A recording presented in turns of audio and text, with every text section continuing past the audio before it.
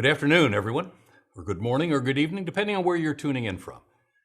Thank you for being with us today for this important set of discussions on a pressing topic of how democracies can harness technology to promote inclusive economic growth and development. We know that advances in artificial intelligence and other technologies hold great promise to boost economic prosperity, but they can also worsen economic disparities and even undermine democratic governance. We also know that as these technologies transform business and work, they are shifting growth and distributional dynamics in major ways in both advanced and developing economies. And we also know that their economic and social implications are profound. In harnessing the potential for today's technological transformations to build inclusive prosperity, democratic societies have to answer important questions. How can digital governance advance equity and provide essential services for all? How does technological change contribute to the current rise in inequality in many countries? And what are the implications for public policy? And how can disruptive innovation and the fourth industrial revolution in Africa and the global South accelerate inclusive economic transformation and quality job creation, especially for youth, women, and sustainable development? Now, Brookings scholars have been hard at work addressing these questions as part of the Brookings Global Forum for Democracy and Technology, which is a multi-year effort to address how democratic societies can govern advanced technologies in a way that reinforces liberal norms and values while outcompeting authoritarian models. And one pillar of that effort is technology and inequality, which includes multiple work streams on the questions that I've just highlighted. So I'm delighted that we'll have a chance to share some of that research with you today. And we've assembled 3 separate panels of policymakers, practitioners, and researchers to discuss the complex relationship surrounding democratic societies, technologies, and inequality. And I'm thrilled that Isobel Coleman, Deputy Administrator of USAID, has agreed to join us this afternoon to share her thoughts on these important issues and how her agency is addressing them. We hope you'll share your views too and pose your questions by tweeting with the hashtag #TechForInclusiveGrowth. So with that, thank you again for taking the time to tune in today, and we're very grateful for your interest. Good day.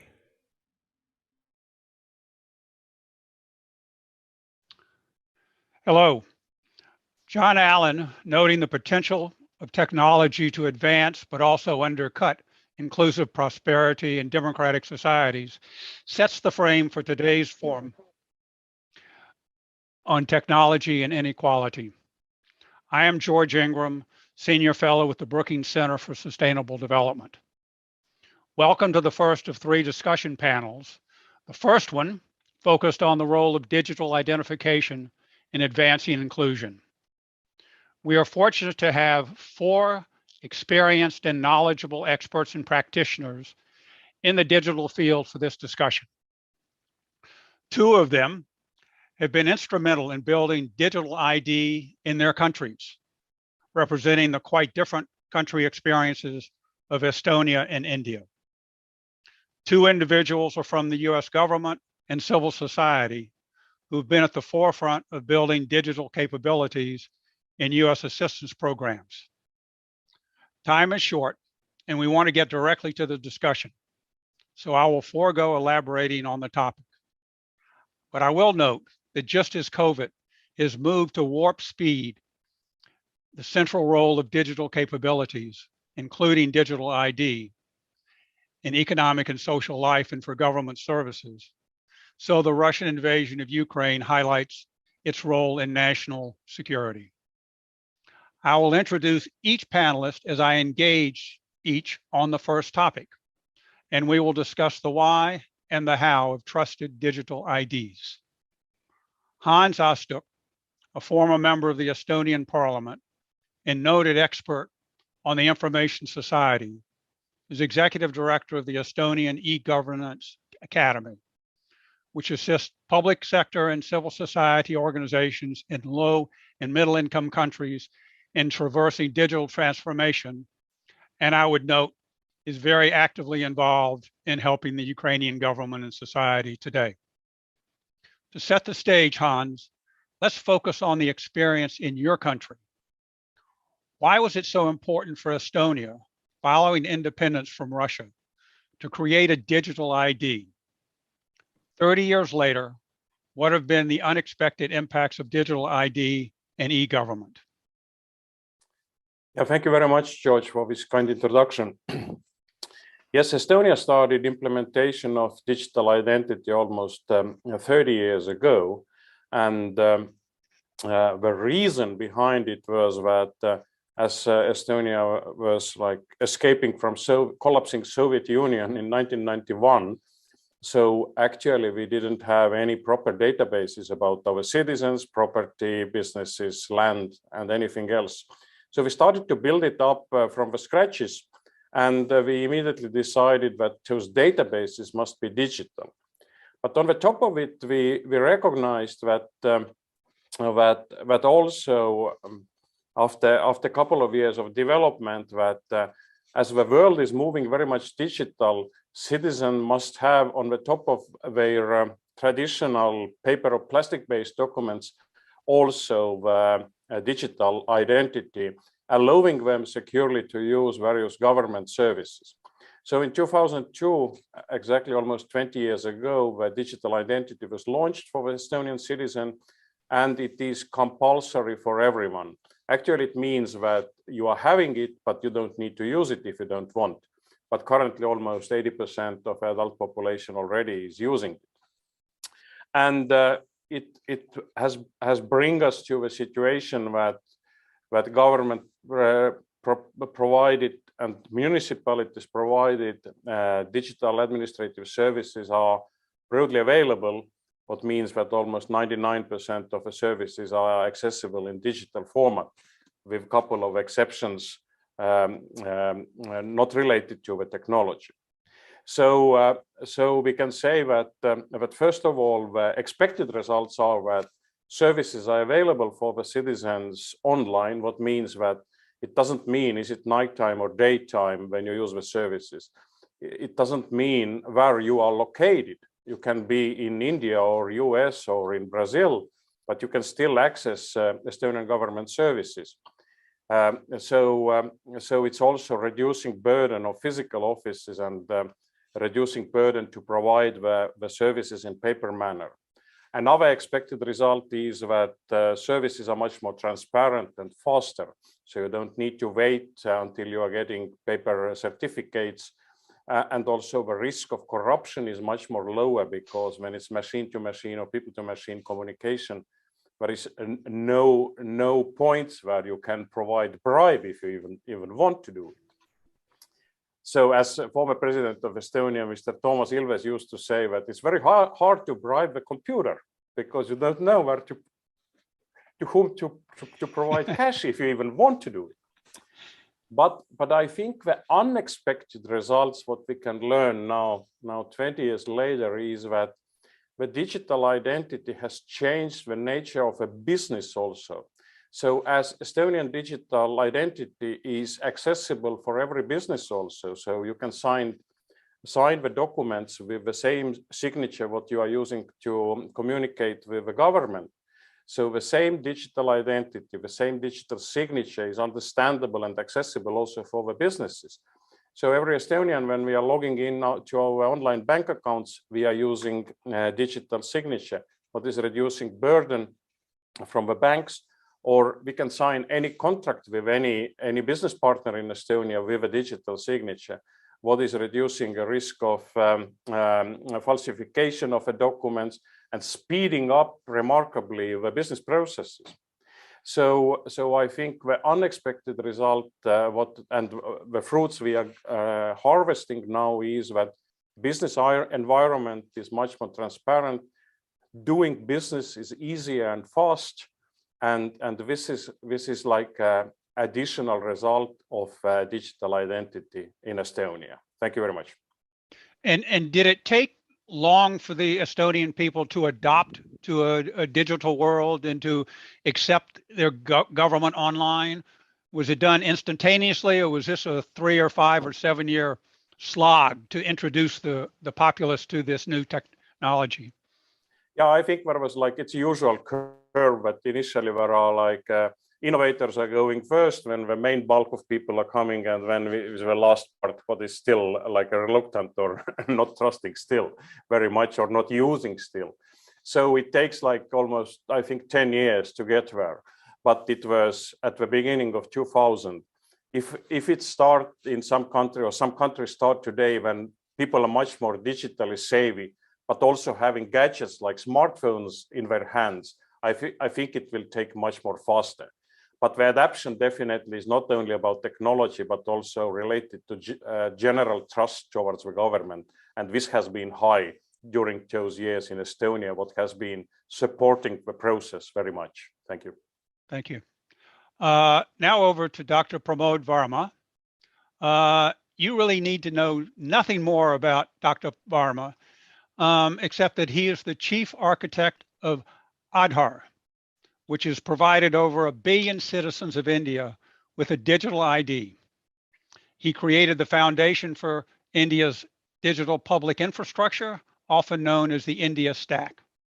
He has since created other critical layers of digital infrastructure, which we will learn more about today. So Pramod, how would you describe the motivations in India for an electronic ID? Were they similar or different from what Hans has described? And how do you reflect on where India is after Aadhaar was introduced and the rapid digitalization that ensued? Thank you. Pleasure to be here. Thank you, George. Yeah, India's journey has been maybe slightly different. We are a developing nation, 1.35 billion plus. I think latest number is 1.4 billion. We really don't know how many people we even have, because the size is really large. 120 actively spoken languages and used languages, 22 official languages, but it just diversity is tremendous. Among this diversity and magnitude, one common theme was the natural digitization, underlying digitization, because the cell phones, not the smartphone, pre-smartphone world, the cell phones were penetrating rapidly. People were starting to leverage, and India is very young. You all know India is a very young country. So we are most of the bulk of the people are very aspirational young Indians who will adopt anything thrown at them, provided they see value in their daily life, economic growth, job opportunities, work and so on, education and so on. So one of the biggest themes India was chasing was, I think about 18% of our budget, roughly about 2.5% of the GDP at that time, 2009, when we started, was going into direct subsidies into people. So government was like a pre-UBI world, right? We were giving so much money. It was amounting to, I think, 50-60 billion US dollars every year in fertilizer, power subsidies, food subsidies, scholarships, girl scholarships, pregnant women support, and so much of money. There was no clean way to figure out who is actually even getting them, because most people didn't have bank accounts. Most people didn't have identity. So the government was pouring this money, and it was. And one time, in the late 80s and early 90s, people even thought less than 10% actually reaches the poor. And then, but we obviously improved on it, but it was expected that roughly about 40-50% of this money, 50-60 billion US dollars, was going down the drain, and that was not acceptable. So the one very clear mandate was clean up our direct benefits delivery. Benefits delivery must be streamlined so that millions of people and families can get their intended entitlements on time. Second was financial inclusion. Financial inclusion was the holy grail that we were chasing. And pre-2009, the last year, Bureau of International Settlements, BIS, published a report that said we were at less than 20% banked in the country. And that tells you out of 900 million people, adults, only 20% had bank accounts. So that's a terrible situation to be in. So we had both financial inclusion, benefits delivery as the primary drivers for our identity. And then that is one of the reasons India was probably the only country that placed the identity as a developmental effort, not a national security effort. So we did not park the identity program under Home Ministry and subtle things like that, right? Most of the ID program goes into citizenship and Home Ministry, and with our years and centuries of history, citizenship is a debate that will never end in India because the boundaries are all fluid and very tough, right? So it is not for citizens. So we did an identity for residents. So the identity Aadhaar as an identity was, if you are a resident in India, George, if you come there for 6 months and live there, you can actually apply for Aadhaar and you can get one because you can open a bank account, you can do things like that. It's like Social Security in one sense, right? We all had it when we were working here. We were not citizens, right? So similar to that. And we also kept the identity program outside the national security, Home Ministry purview completely into our what's called under Planning Commission, then called the Planning Commission. Now it's called Niti Aayog, which is the strategic developmental planning arm of the government. And now it's an independent authority under the law, identity authority. So these subtle things actually benefited the rollout, acceptability, because we were always after the two what's called killer use cases. If you don't have those use cases, identity would have remained, just another, plastic card that people barely would know why this was given. They would take it, but they won't use it. They would take anything government gives them free, right? They would take it, but it won't get used. So we were very much into the usage side. We were very clear that benefits transfer has to be transformed. Now, as you know, today, I think 35 billion or 40 billion out of the 60 billion goes directly to the bank accounts of the people today. So we run the largest direct cash transfer program, which came in handy during COVID, by the way. We could transfer 400 million people money instantly, like that, right? And that was powerful. And then we also went from a sub 20% banking inclusion in 2010 to 85% in flat 6 years, which no country would have done that fast. And so these two were very visible socio-economic value that we could give it to the people, and hence the sustainability of identity. Otherwise, the identity would have drifted to a death, I think.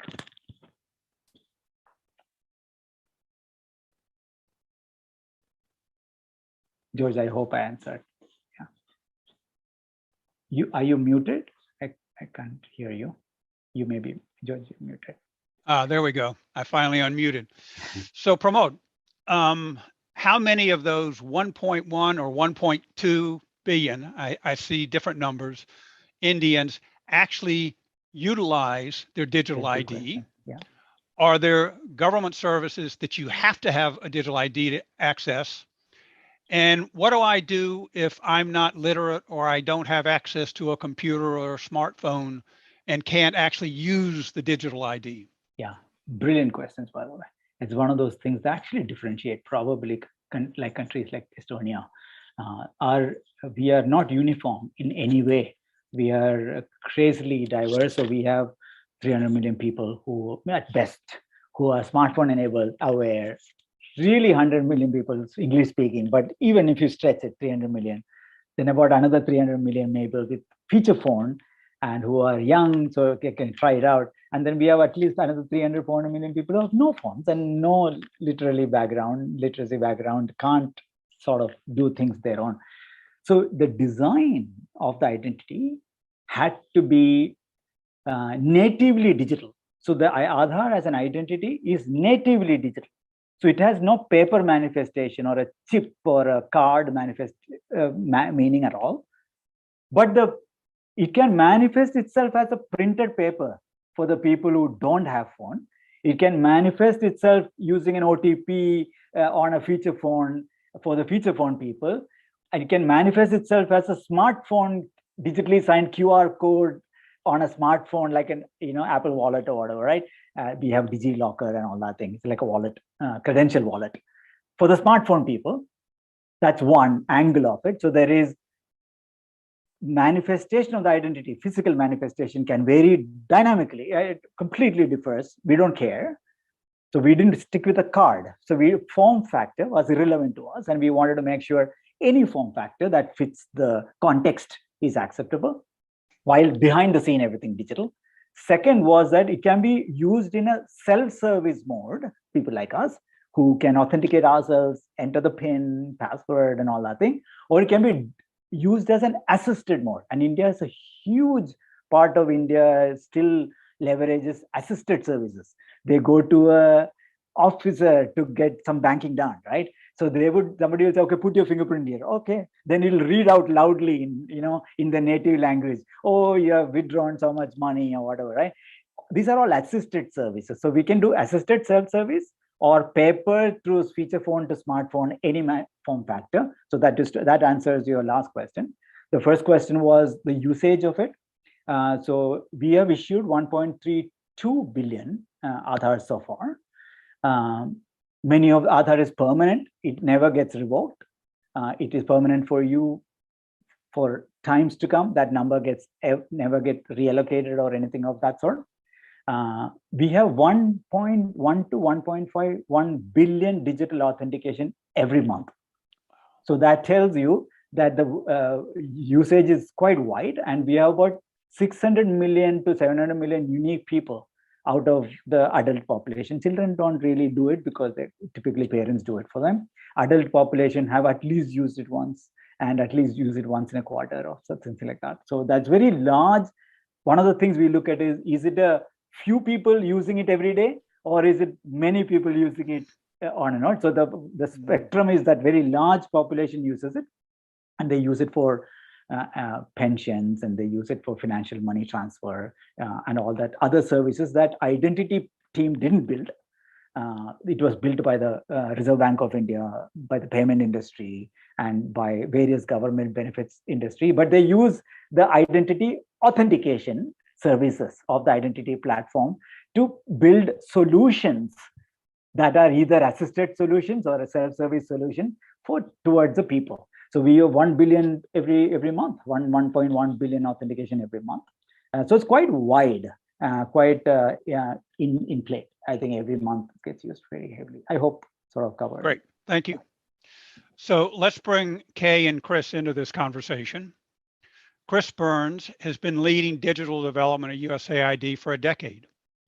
He managed the joint digital and democracy teams. I would note that it was the digital and democracy experts at USAID that developed the notable USAID 2024 digital strategy, and he currently serves as Chief Digital Officer of the agency. Kay McGowan, as a diplomat and as a development expert, has helped support and build trusted and safe digital financial systems and data sharing systems. She now leads policy, research, and advocacy at the Digital Impact Alliance.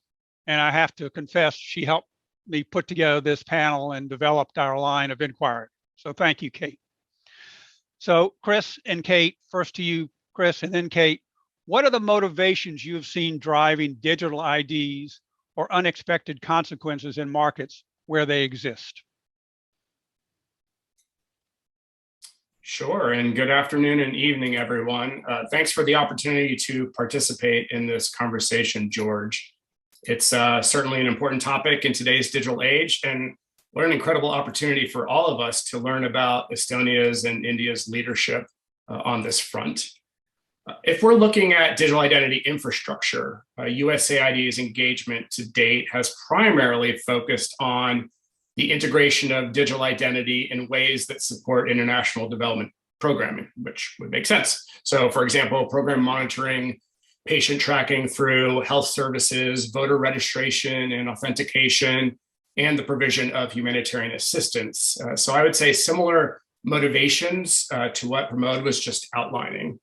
I would say also that digital ID systems are now becoming foundational to service delivery and to development assistance as their pace of rollout continues to accelerate. We see partners and countries both turning to digital ID systems in part where analog systems may sometimes struggle to uniquely distinguish individuals. For example, many people may have the same name or have their name recorded inconsistently across different situations. And so in those cases, it might be difficult to verify their identity. In some cases, individuals might not know their actual birth date, therefore relying on typical information used to verify identification in those analog systems may still result in misidentifying them. So having a digital identity, whether it be a unique number or a biometric, and can in some contexts be a more efficient and transparent way to ensure that verification and to do so accurately. This can certainly be important in some cases more than others. For example, in healthcare in particular, it's obviously really important to make sure that the right patient record is matched with the right person. And USAID has previously done some of that work in part through its Saving Lives at Birth Grand Challenge, where we've supported digital ID in a way to more reliably track new and expecting mothers through the healthcare system and to facilitate the delivery of prenatal care to them. I would say motivation also exists with the high expectation of transparency and accountability in how we deliver our own programs. And in doing so, that transparency can actually spur further investment in the development and delivery and deployment of digital ID systems. I suspect the theme of transparency will come up time and again in this conversation. And certainly it can be a motivation for many institutions, including donors, that want the ability to easily track who receives these services, where the resources are going, and how effectively the resources have been received. We do note that this could lead to repeated investment in digital ID systems, sometimes in parallel to official identity systems. It's not that this redundancy is necessarily unexpected, but it does contribute to fragmented identity ecosystems where the individuals we engage with and for whom we serve might have to enroll in and then keep credentials for multiple official systems, as well as ones that might be introduced at a program or activity level. For the donors and government institutions that often fund digital ID systems, this of course can lead to an inefficient use of resources and possibly a greater burden for individuals and end users as they try to maintain access to those. Certainly in some cases, there might be good reasons for setting up separate systems, particularly if there are privacy or security concerns about an existing system. And for example, we carefully want to consider the realities that are specific to each context. But ultimately, I would note that donors are striving to align our digital investments so that they are more sustainable, more inclusive, and do so in a way that strengthens countries' overall digital ecosystems. Doing so requires us to responsibly integrate with or strengthen the national ID systems in order to drive that longer-term success and sustainability. Over. Thanks, Chris. And over to you, Kay. Hey, thanks. George, I just want to say thanks for the invitation, the opportunity, and I'm really happy that Brookings has got this sustained focus on this particular topic of democracy and technology. And you've already told people that I helped you put the panel together, but I was just going to say that I really I'd be hard pressed to find 3 people that have done more collectively and individually than Hannes, Pramod, and Chris to advance the field of how to make technology work for people and how to make sure that it does that without eroding democratic values and institutions. So I guess in response to your question, what other motivations are we seeing? I mean, I think really the clearest answer is we're seeing motivations by countries that have much more authoritarian systems to use IDs and use technology and digital footprints and behaviors of citizens to, manipulate, suppress, repress them. And that's why I think this conversation and having Estonia and India represented is so important, because they have both taken very intentional design choices that look at not just the technology itself, but the technology, the policy framework, and what are the impacts on the marketplace going to be very holistically.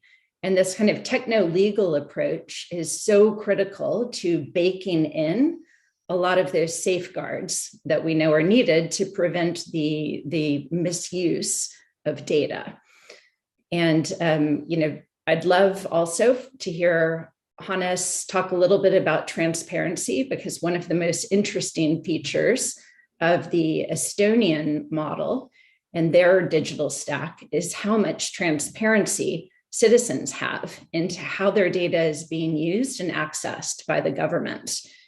And, for Pramod, I think it'd be so interesting. You talked about some of the unexpected benefits of Aadhaar, but you only started to scratch the surface. I mean, it's far beyond now improving social service delivery, right? You guys have built all sorts of other layers into your digital public infrastructure that work together to empower people, make sure that the benefits of the growing data economy are both larger, but also more broadly shared.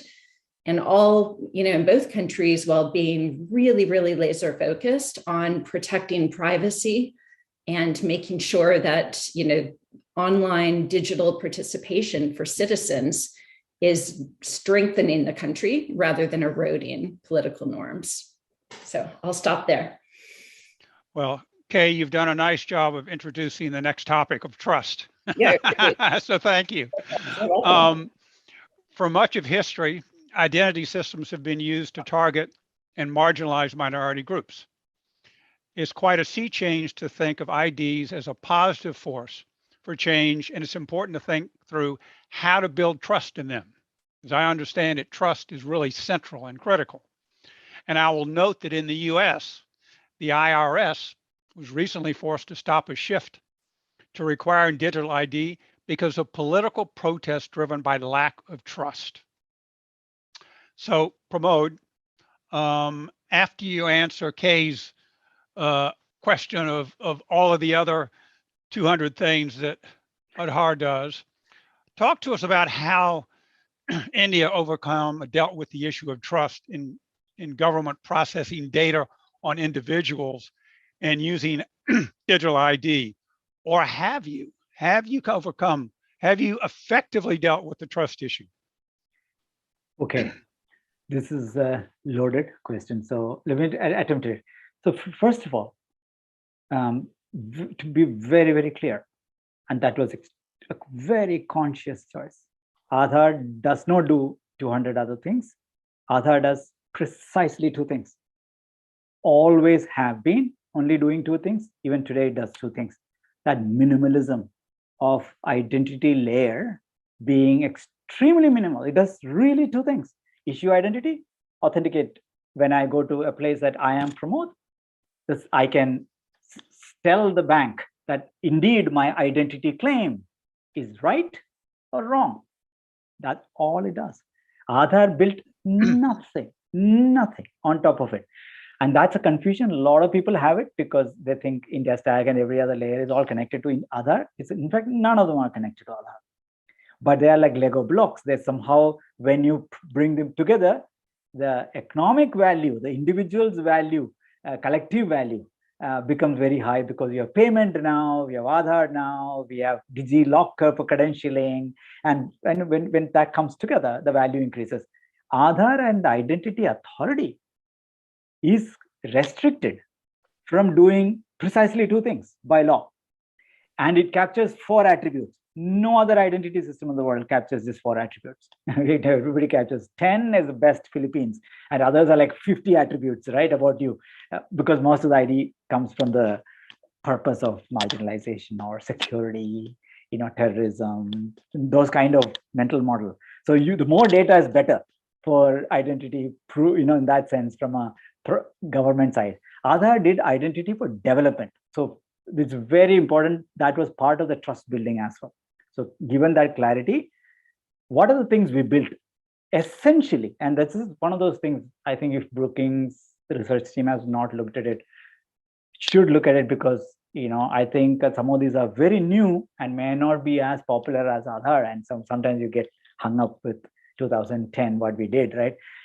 What we are doing is in 3 layers. And this is very key. Fundamentally, every citizen or SME, as Hans was saying as well, small companies who are participating in the economy, because we have nano entrepreneurs, right? Big economy, 1-person company, 5-people companies, and millions of them in India, right? They're as good as individuals, frankly speaking.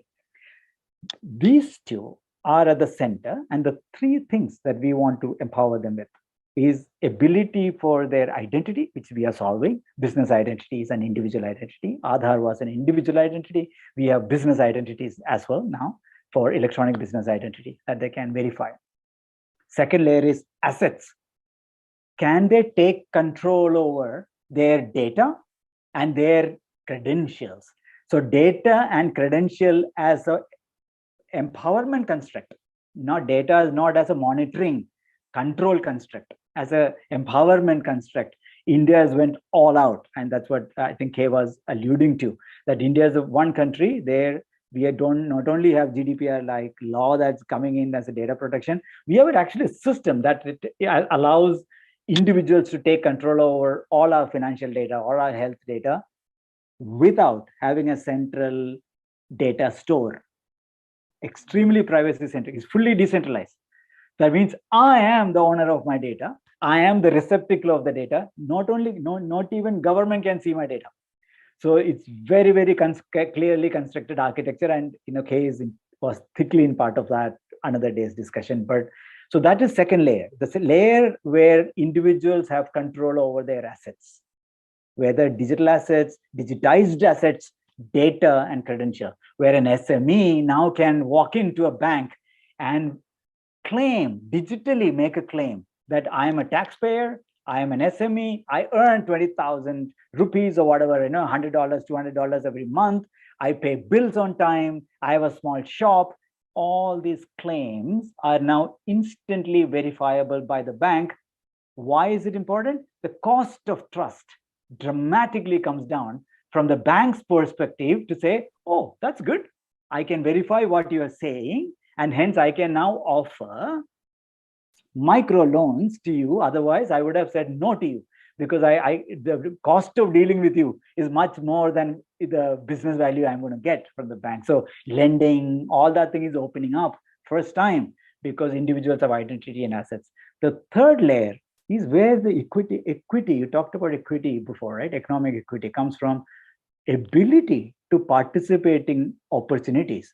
So how do we, economic opportunities, that if I'm a gig economy worker, I'm a plumber, I'm a carpenter, today they are taken over by this platform monopolies. The big platforms would say, list yourself in my platform and my platform will give you business opportunities. Because whether it's Amazon, Uber, they all repeat the same pattern, right? Pattern of a platform model. India is converting from a platform model to a decentralized network model, like internet, where every individual and small company can actually get, sort of broadcast their offers and services on a decentralized network. That's where the real value is. So we are moving towards from an identity, which is essential, foundational, as Chris was saying, to asset ownership, which is necessary to really ability to access economic opportunities in the market.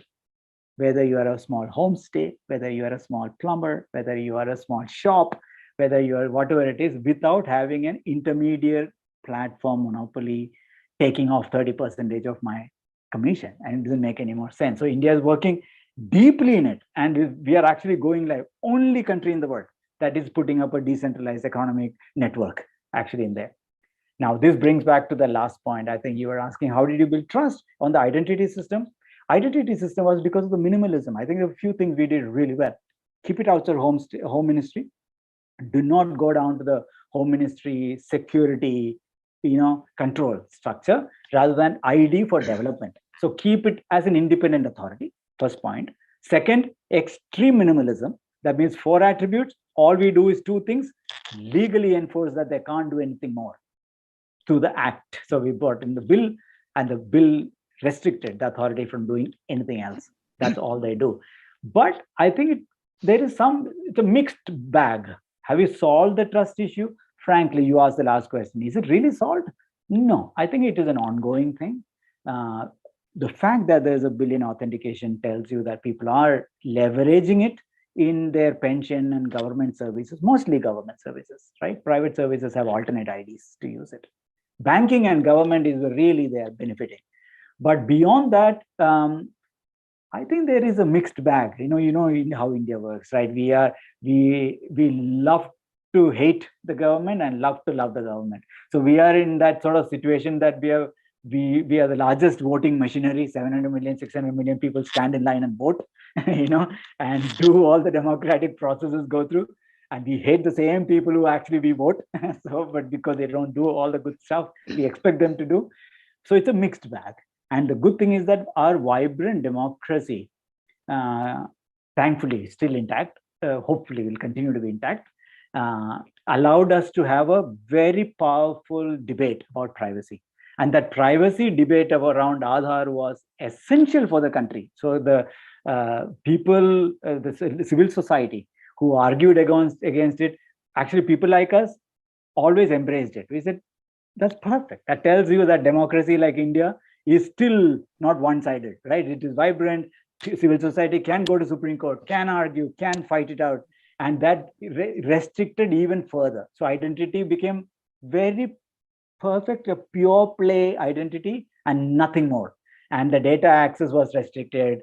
Mandatory usage was restricted, by the way, George, your earlier question. What was it mandated? It's actually not mandated for anything else other than government subsidies and partially for tax. It's still not fully mandated, but tax collection, right. Because we only have 5% paying tax. So tax collection is a big thing for us. So other than that, nothing else is mandated. So right. A few things we did, I think, okay. Thank you, Pramod. That's great. So Hannes, from what I've read, I understand that Kay's discussion of transparency has been important in your country, and Pramod talking about not having a central database. I think that's another element. What are the elements for you all that builds trust? And have you been able to solve the trust issue, or is there still a trust deficit? Yeah, thank you very much. And I think Pramod mostly already explained also Estonian system. So India is like 1,000 times bigger than Estonia, but it looks there is a lot of similarities. Maybe not in population, but on approach at least. So if you're thinking about trust, that's true that the digital identity itself is just a key.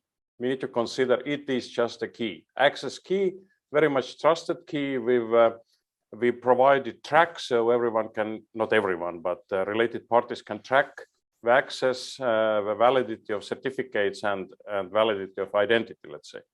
But to build the trust, I think it's about principles. So first of all, it should be agreed in society what kind of data at all collects about you, and what is the reason why the data is collected. So this is kind of fundamental that if you collect too much information about religion or other approaches, then it's dead end already.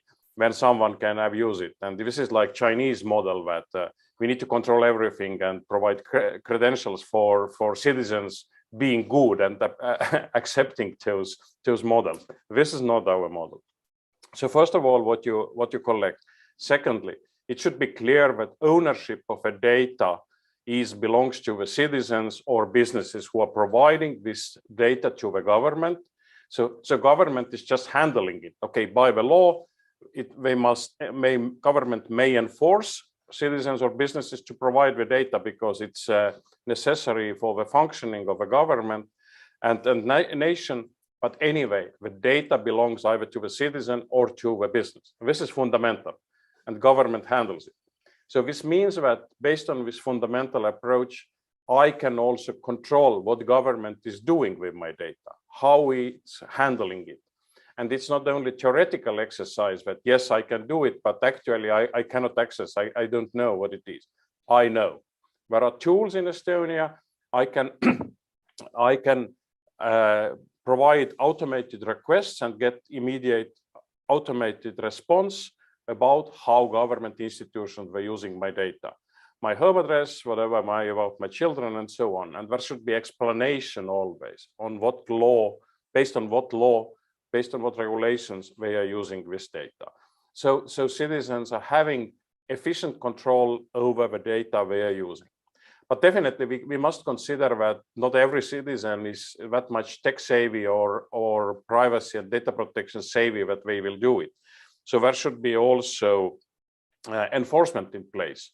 So in Estonia also the data protection agency is very strong. They are capable they are enforcing the rules and regulations, and they're actually controlling how the institutions, both government ones, but also private ones, let's say like banks or private doctors, how they are handling your data. Is it kept insecure? Is it access restricted, and so on and so on? So it's also enforced. And definitely every transaction, every use of a data, every digital service must be also based on the law. So it's not only that I have a good idea how to put together data from various databases and identify whatever I can do. No, there should be a clear regulation or legal base for every service. So this means that it's very hard to abuse also the data. So once again, digital identity is a key, but allows only me to access my data, not anyone else. And also it provides a track record, how it was used, and how it can be also later proved that I was the one who was using the data. And fundamental issue, ownership of a data must be in individuals or business hands who is actually providing this data to the government only to handle it. Thank you. Great, thank you. So Kay and Chris, what advice would you have in terms of ensuring the right safeguards are in place as governments introduce digital ID and accelerate digitalization? Kay? Yeah, that's a great question. And I think you were alluding to a really key point that in some ways, the technology itself is the easy part, right? What's harder is making sure that all the wrappers and the safeguards and the enforcement capabilities are present so that these very, very powerful identity systems are not used for any purpose other than which they were intended, right? And it's very interesting how India and Estonia have both taken somewhat different, but also, same spirit of approach in both the design and the governance. And I'll stop there. I guess my one piece of advice is that what democracies and open societies have to think about is beyond the technology and the technical capacity is really the data governance, right? Who has a right to access data, for what purpose? How are those safeguards built into the different elements of the technology and the legal and regulatory frameworks around them? But I think that's really my final bit of advice, that data governance is just as important as the actual technology platform itself. Great, thanks, Kay. Chris? Right, George, I would certainly agree with Kay on those key points. I also think it's worth overemphasizing, and perhaps it's not even possible to overemphasize that trust is the critical piece to successful digital identity system development and deployment. And I think, if you look at the Kenya scenario, when they first released, the government released Huduma Namba, their digital ID system in 2009, they had great registration numbers, in part because it was compulsory, but Kenyans initially pushed back because the system came before the necessary privacy protection laws were put into effect. And so that sequencing actually, I think, jeopardizes the level of trust that is needed to make these systems flourish and make them successful. Across all of our digital identity engagements, we take seriously the responsibility of working to ensure identity systems are inclusive, that they are secure, privacy preserving, rights respecting, and where possible, they strengthen the underlying ecosystem components to support those similar values. And while we consider these appropriate safeguards, we also think about how the enrollment and use of the digital identity systems will affect the most vulnerable. If enrolling in a digital ID system is a requirement for an essential service and basic needs, or for service delivery, people will not realistically be able to opt out of sharing their identity information. But while gaining informed consent is certainly necessary and important, we also need to make sure that those systems put additional safeguards in place that go beyond consent. This includes the need to practice privacy-preserving approaches, such as building systems with privacy by design, encouraging data minimization, which has already come up, and having a plan for when the low likelihood but high consequence events, like perhaps a sudden regime change, may occur and risk the misuse of that identity information.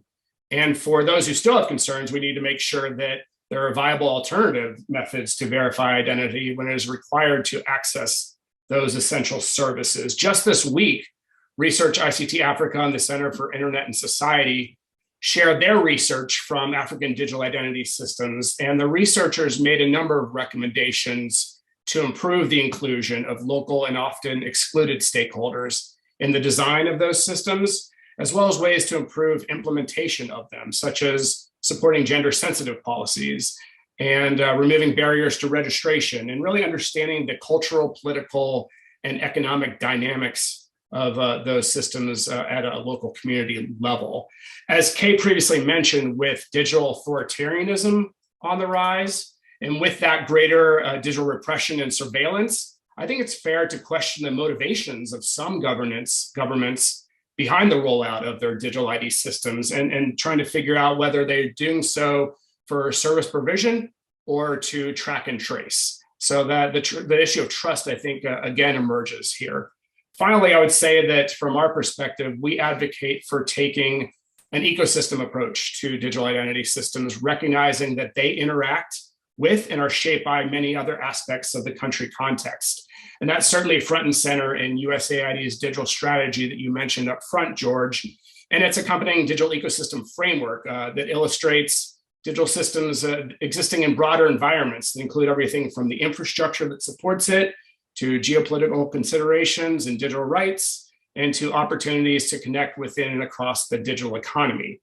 So I think this means that we need to support attention to and investment in, among a number of things: cybersecurity capacity, data protection policy, digital literacy, and finally, the role of civil society in shaping and designing those ID systems. In doing so, I think we can ensure that we are hearing the voices of those that are likely to be possible targets of discrimination or unwanted attention, and frankly, the voices of those to whom privacy may matter most. Thanks. Thanks, Chris. So in addition to trust and transparency, privacy keeps coming up. And I wanted to go into some detail in privacy, except we have 5 minutes left. So we've got 1 minute apiece. And Hannes, you've mentioned privacy already. I'm actually going to ask you to spend 10 seconds on that you want to add to, but given the flag behind you and what Ukraine's on everybody's mind, 2 million refugees plus actually almost 3 million outside of Ukraine now. Can they carry their digital ID with them, or can they get one? Can a refugee get a digital ID? Yes, thank you very much. Really important question in current days. I think, first of all, Ukraine has developed a digital identity already connected to their smartphone. So as a next layer. So basically, they already can activate it and carry it with in the smartphone. So this is very important, also related what Pramod earlier said, that actually a plastic card is already out of date. So it's you need a reader and all this stuff around it. So it's better to have it in smartphone. And we have in Estonia already our version, definitely also in smartphone. So they can still carry Ukrainian digital identity with them. But also it's important when now, let's say when they are coming to Estonia and there is like 20,000 refugees already arrived. So what we do, we provide them immediately Estonian identity number and also Estonian digital identity. So allowing them immediately to start being, first of all, being included to all Estonian systems, because whatever you do in Estonia, either with government or private companies, you need to have ID number, what identifies you, and it's providing you access to all services and all doctors and schools and whatever. They all see you immediately after you're getting this number. And also they are getting digital identity immediately, what means that they can start to use also digital Estonian services in digital manner. So this is very important, and definitely the next question could be that if they are now in Estonia, can Estonia also access to their data? Let's say if they are visiting a doctor in Estonia, can Estonian doctor see his or her medical records of this Ukrainian refugee also, not to start from the scratches, but rather provide the medical service as soon as possible and as rapidly as possible. But this is still not the case, but hopefully it might be solved also, maybe not with this crisis, but with further developments. Thank you very much. Thanks, Hannes. And Pramod, I know it's unfair to ask you to stick to 1 minute, but I am. In India, you went ahead and developed the digital ID, as I understand it, before you got the privacy right. And how did that work, and what are the ramifications of it? Yeah, so I think a couple of things, right? We did the project, and the project, even the Aadhaar law, called Aadhaar, the act that defines the identity's purpose and what they can do and what they cannot do, and who can access the data, and all that question itself came in, literally 5 years into the project. So not the preferred order, I would presume. But I think the project was under Parliament approved, under the executive order, went to, all the budgetary, everything is Parliament approved and so on. So there was a consensus and discussions about the project. So it was a project, but the authority was not governed under the law until the Aadhaar Identity Act came, Identity Law came, and then subsequently the privacy. So I think the privacy debate happened, itself because of the Aadhaar project was going full swing, and civil society sort of went up in arms and said we really need to debate about the privacy and access to data. So that's what it triggered. Yeah, but it would have ideally we should have had a privacy bill, and we should have had even the identity bill in that sense earlier. But I suppose that's what happened in India. It did not. Frankly speaking, I don't think it reduced the trust or the acceptance because the need was so high that I was telling you, less than 20% banking, 50 billion out of half the money, or 50 billion going down the drain. People are not receiving money, and so people wanted it to be solved. So I think the demand was very high that allowed us to continue with the project. But the identity bill was very essential, and subsequently privacy debate. In one sense, optimistically, maybe Aadhaar is the reason why even we had that debate. Maybe if we didn't have Aadhaar, India we would have sat on it even more. So we don't know. Okay, so and the one thing I want to leave it on the table, and this goes back to Hans' question as well, point, the design of the privacy. This is one of the reasons why the Aadhaar design team, took extra conscious to make sure 4 attributes is all we capture, and we make sure the authentication trail, there's no track and trace. We talked about track and trace, right? I think Chris was mentioning about that. The system, identity system, cannot track anything because purpose was explicitly not captured. So the identity system is what's called a zero knowledge. It doesn't know why you're authenticating. It doesn't know whether you are in the bank or opening a bank account, or whether you are actually availing food subsidy. The identity system is unaware of it. So it did not capture purpose. It did not capture location. And so we made sure we can only capture extremely minimal things that you said, I am Pramod Verma, and put my biometric, and we say yes or no. We don't want to know why you are asking.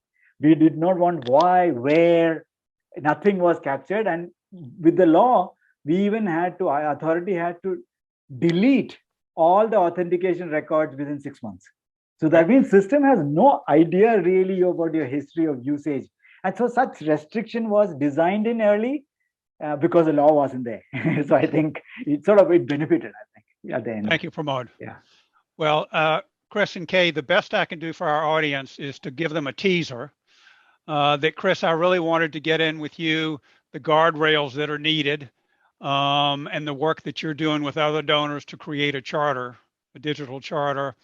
And Kay, I really wanted you to do the impossible and in 1 minute explain the role of digital public goods, which if you could have done it, no one else has been able to. But if anybody can, you. But maybe we have another panel on those issues. My thanks to all four of you for a superb discussion. I think we're a little bit savvier now. Hannes and Pramod, if you've got time, I'm going to talk to Chris about some reverse foreign aid and see if you could come to America and introduce digital ID for us. Our job will be obviously to create the political trust. Not sure I'm going to take that on, but anyway, thank you so much for being with us. And now we move to our next panel, and I hand off to my colleague Zia, who's a visiting fellow in the Global Economy and Development program here at Brookings. Thanks, everybody.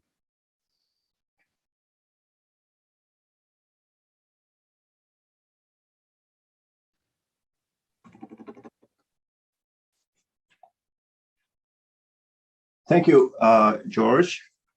That was a very good discussion.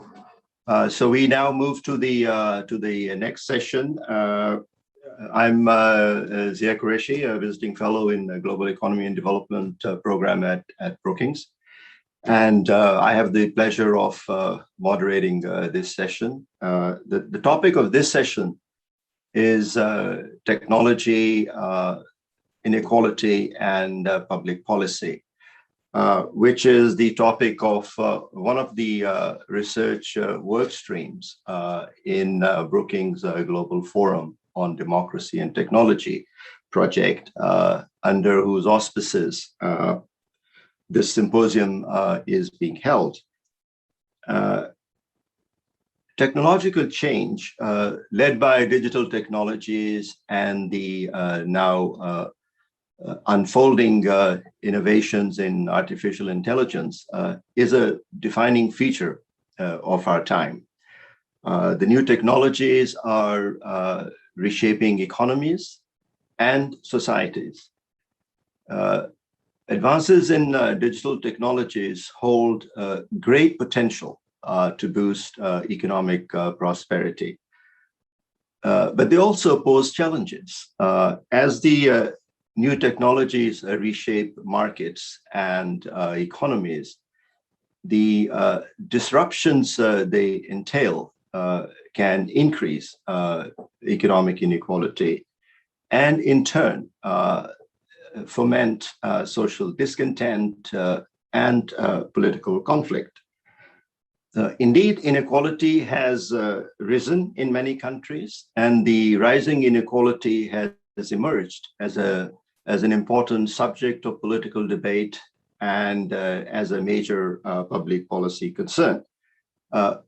We face important questions. In what ways is technological change contributing to the current rise in inequality? How can the promise of the digital age be harnessed to promote more inclusive growth and development? And what are the implications for public policy? We have with us today an excellent panel to address these questions from the perspective of both advanced economies and developing economies. We have François Bourguignon.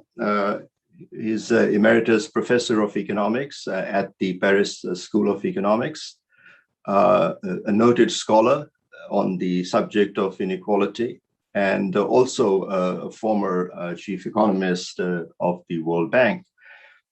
We have Nora Lustig. She is Professor of Latin American Economics and Director of the Commitment to Equity Institute at Tulane University, and also a non-resident senior fellow here at Brookings. And we have Deepak Mishra. He is Director and Chief Executive of a prominent think tank in India, the Indian Council for Research on International Economic Relations, or ICRIR, as it is commonly known. Among other issues, ICRIR is engaged currently in research on various dimensions of digital transformation. The event page at the Brookings website provides links to the very impressive resumes of our esteemed panelists. So thank you, Francois, Nora, and Deepak for joining us today, and especially as some of you are joining us at a late hour at your location. I would also like to thank all those who are tuning into this discussion. And as a reminder, viewers can submit questions during the discussion via email at events@brookings.edu or via Twitter at hashtag Tech for Inclusive Growth. So in this session, we will proceed as follows. We will have 2 rounds of questions to the panelists, where I will ask panelists to share their thoughts on, first, the links between technological change and rising inequality, and second, how public policy needs to respond. Panelists are requested to keep the replies to 4 to 5 minutes per question, and that will allow us some time to then take up questions received from viewers. So let me start with Francois Bourguignon with the advanced economies. Inequality has risen in many advanced economies, particularly in the United States, since the 1980s. As the digital revolution increasingly transformed production processes and the nature of work. So is technological change an important contributor to the rising inequality in these economies? And in what ways are new technologies contributing to a higher inequality? In a paper, in a book recently published by Brookings entitled Shifting Paradigms, you say, Francois, that inequality could continue to rise as artificial intelligence leads a new wave of digitalization and automation, what you term an incoming technological tsunami. So how do you see the nexus between technological change and rising inequality? Francois. Thank you very much, Zia, and thank you very much for the invitation to this very interesting panel. To answer your question first, I think you're right in saying that it is particularly in the US that we see rising trend in inequality. And this is particularly in the US that there is this view that maybe this rising trend is linked to the evolution of technological change. In other advanced countries, we don't see really a trend. We have seen in the past some one-off increase in inequality, but then, for example, over the last 10, 12 years, the inequality trend has been quite horizontal. And nevertheless, there is no reason to believe that over the last 12 years, technological progress has slowed down. If anything, it would be exactly the opposite. So because of that, I think that we should be careful in not associating systematically rising inequality at any moment and everywhere and technological change. Now, as far as the relationship between technological change and inequality is concerned, we're in front of a kind of paradox. In this paper that you mentioned, I was referring to a tsunami of technological change, basically because I was following what the futurologists are telling us. And they are competing really in trying to find the highest proportion of jobs which will disappear, of jobs which will be replaced by machine, by artificial intelligence. and new jobs being created that will require a huge skill by the people who will get them. So because of that, we would expect a priori inequality to go up. But now when we look at what happened in advanced countries over the last 20 to 30 years, and technological change, automation, artificial intelligence have been going on for quite a while and at a rapid speed over time. The evidence that we found, which would link technological change and inequality, is much more fragile. At the micro level, very micro level, there are a few studies which have tried to figure out what could have been the impact of robotization on employment, on inequality. They found that, yes, there was some impact on inequality, but it was not that big. And they found that the impact on employment was not that big either. So the kind of a big effect that we would expect was not there. When we look at the evolution of the inequality of earnings in the advanced countries, again, we see a big difference between the US and other countries. In the US, without any doubt, high-skilled people got a salary increase, which was much faster than in the rest of the population. And in other countries, over the last maybe 15 years, 20 years, this is rather flat. Even a country like Germany, where we know that Germans were really trying to attract as many Indians, specialists in computer science, meaning that there was a scarcity of that kind of job, of the kind of expert in the country. Even there is an increase in the inequality of earnings, but it is not that big. So because of that, it is a bit difficult to say that if technological change is so powerful in generating inequality change, then we should have seen already an impact in all countries. So the only explanation that we can give to that is the old Tim Bergen's story about the race between technology and education. When we look at the evolution of the number of people going to college, getting out of universities, etc., we find that it is certainly the case that in Europe, in Japan, there has been an increase in the supply of highly educated workers, much more than in the US. So one possibility would be simply to say, fine, there has been a technological change, but the supply side of the labor market provided exactly the kind of expertise that was needed by the demand side, very much affected by technological change.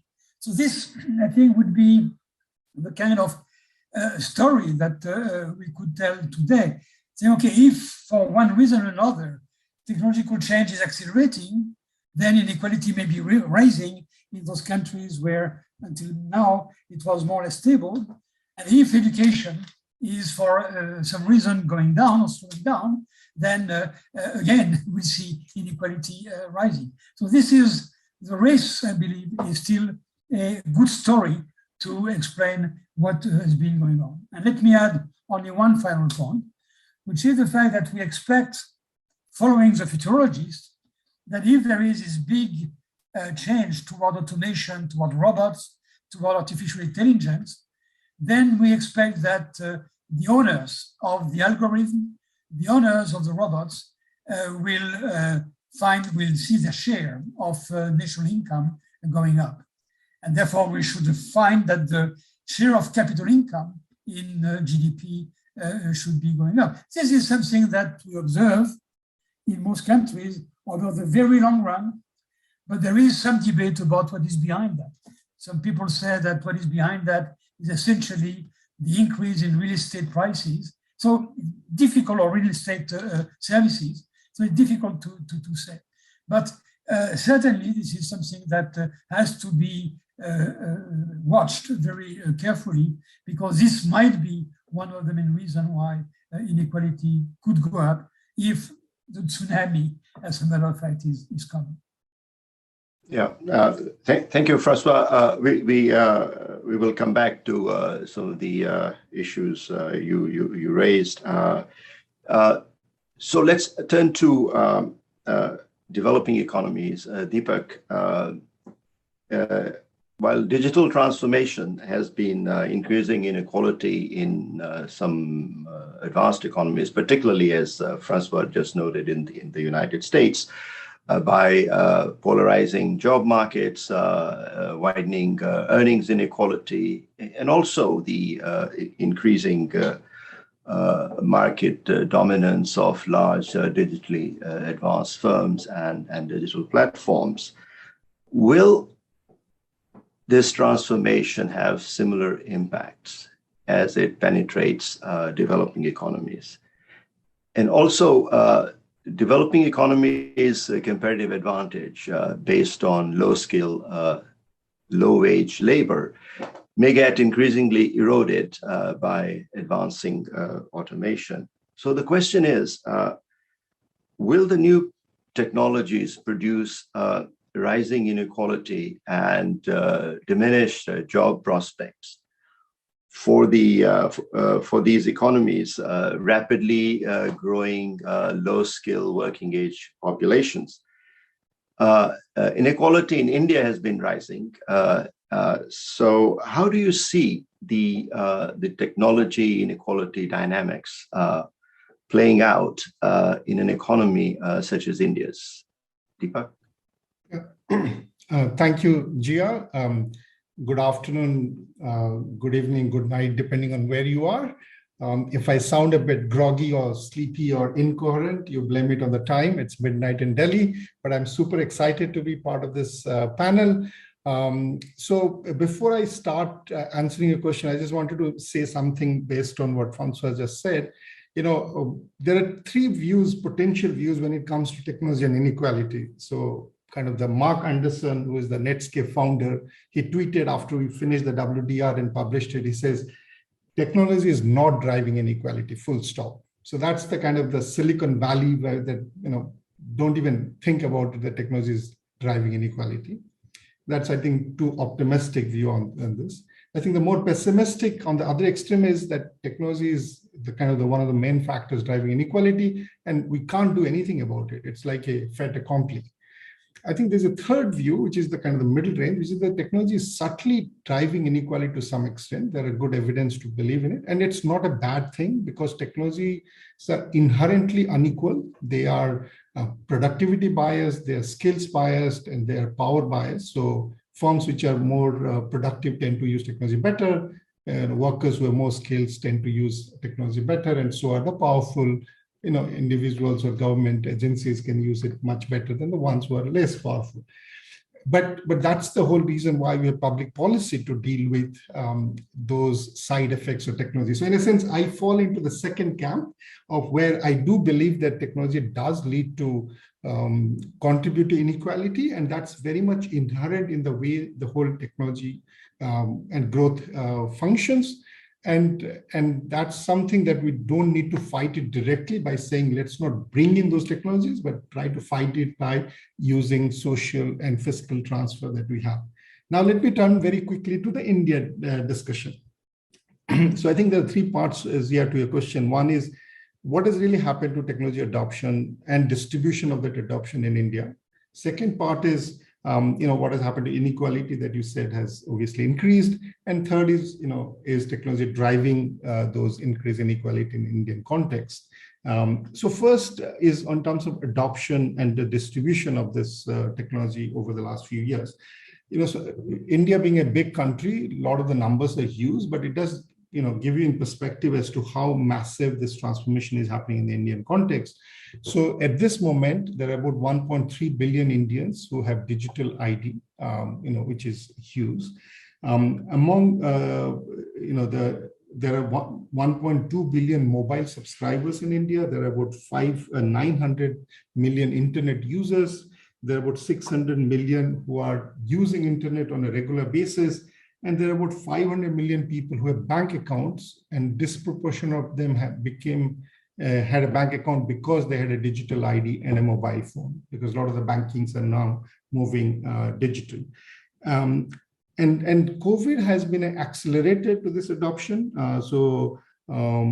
To give you an example, in 2017, only 20% of Indians are users of internet on a regular basis. This number has become 50% by 2021. So almost 2.5 times increase, but there's still half of the Indian population who are not regular users of internet on a day-to-day basis.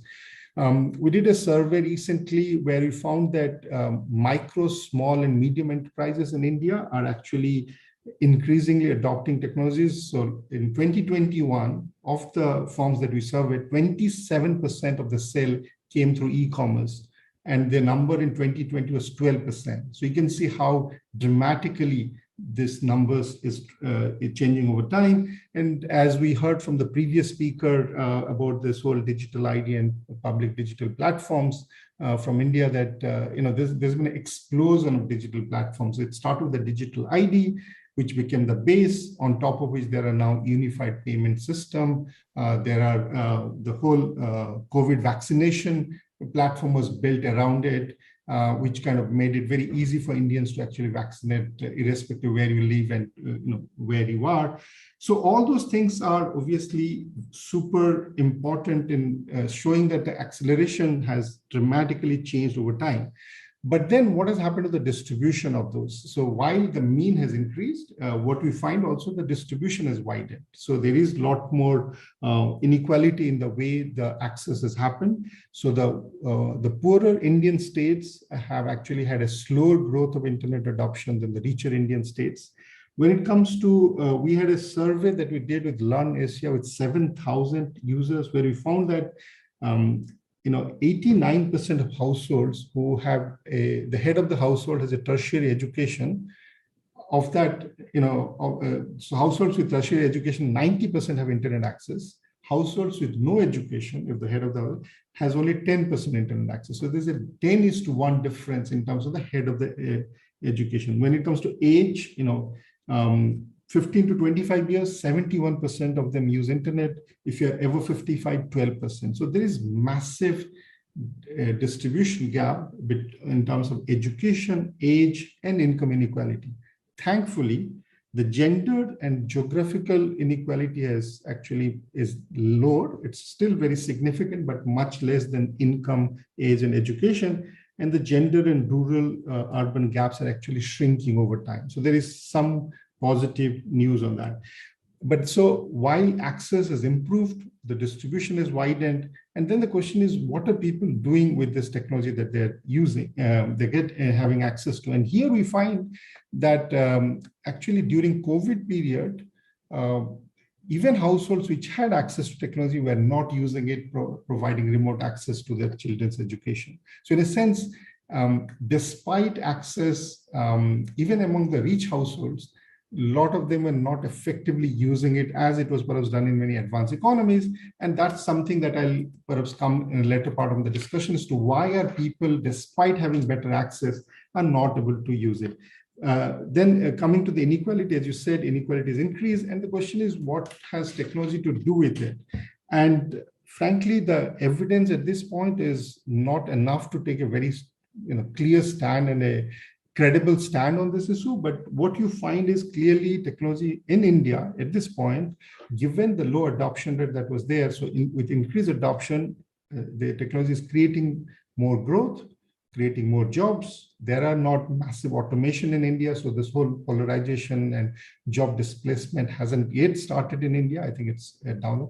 And clearly there's been a significant improvement in service delivery. So a lot of positive story, but as I said, because the distribution is widened and because the rich, people with access to technology and at the top end have seen massive increase in the wealth, which may not be anything to do with technology, but because of a whole host of other reasons, quantitative easing and liquidity in the global market, you do see significant increase in inequality over the same period.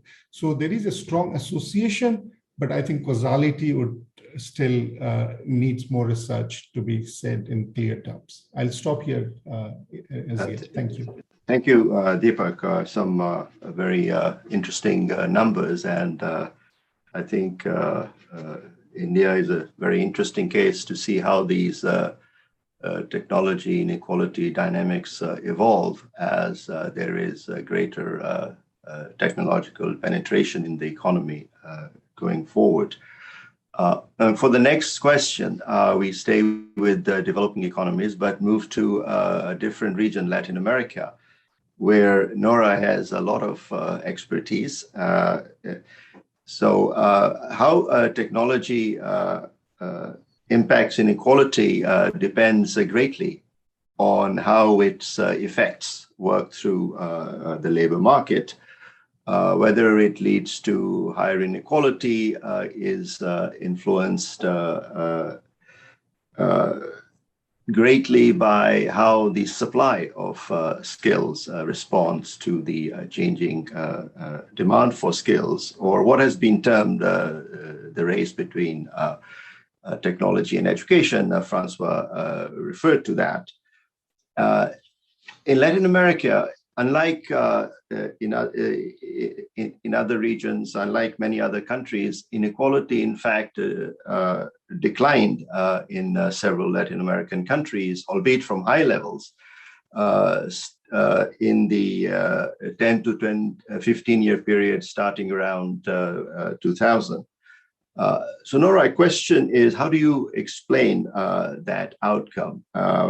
Did a public policy push to expand education give education the upper hand in this race with technology? And briefly, what are the trends in inequality in the region since that period of decline in inequality? Nora? Nora, you have to unmute yourself. Yeah, yes. Good, thanks. Yes, thank you, Zia, for inviting me to be in this distinguished panel, and thank you to Brookings. Yes, so I think that my intervention is going to connect very quickly with what Francois was saying.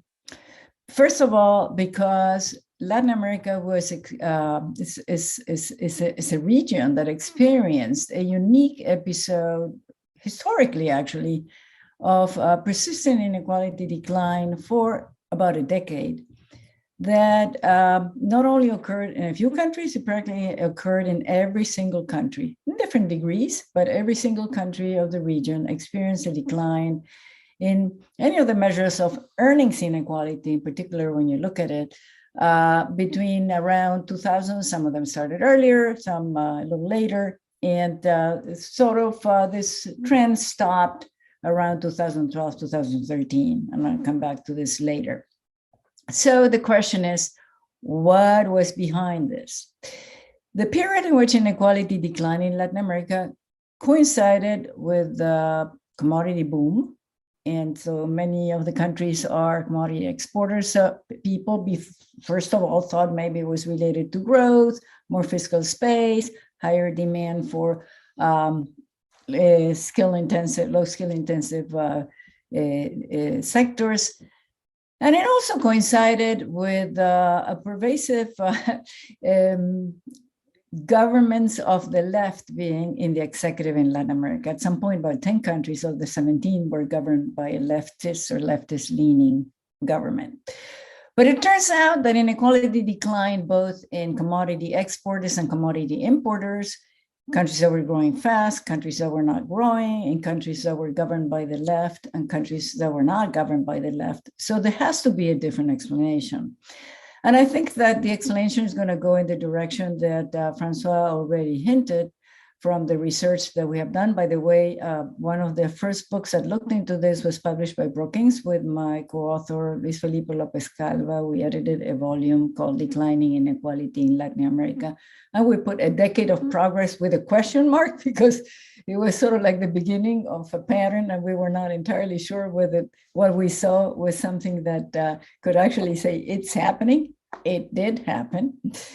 And what we found is that the wage gap between people with higher levels of education and people with lower levels of education narrowed during this period. And this was the reverse of what had happened in the previous period, where in the 90s, inequality rose in many countries and it was associated with an increasing wage gap. But then, the question is, relative wages are determined by demand and supply forces. What we saw systematically is that there had been an expansion of education, primarily completing primary education and completing secondary education was expanded significantly in the 90s. And this contrasted very sharply with what had happened in the 1980s. In the 1980s, there was a lost decade, the debt crisis, educational upgrading was much slower. And so the rising inequality in the 90s might have been linked to a process also of a change in the supply of skills, accompanied also by a change maybe in the demand of skills. Some of the research has hinted or has shown or suggested that the demand for skills increased in the 1990s, both because of changing technology and also because of the opening up of the economies.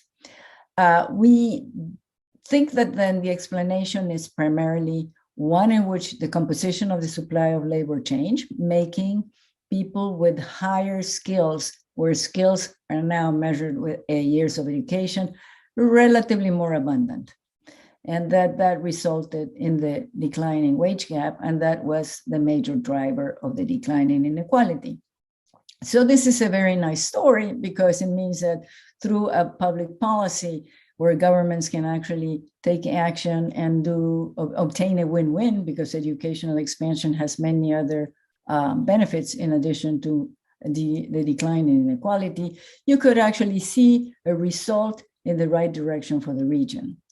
However, we anticipated this in the book, by the way, the access to primary and even secondary education is relatively easier for all the countries than access to tertiary. So we anticipated that this sort of boost to expansion was probably come to a would peter out, because the quality of education in Latin America is still pretty bad. And access to tertiary education, even if it's not a problem of financing for people that do not have the basic education at the necessary quality, would not be an option. And that I think also what we're seeing since the 2012 and 2013 is a petering out of this process.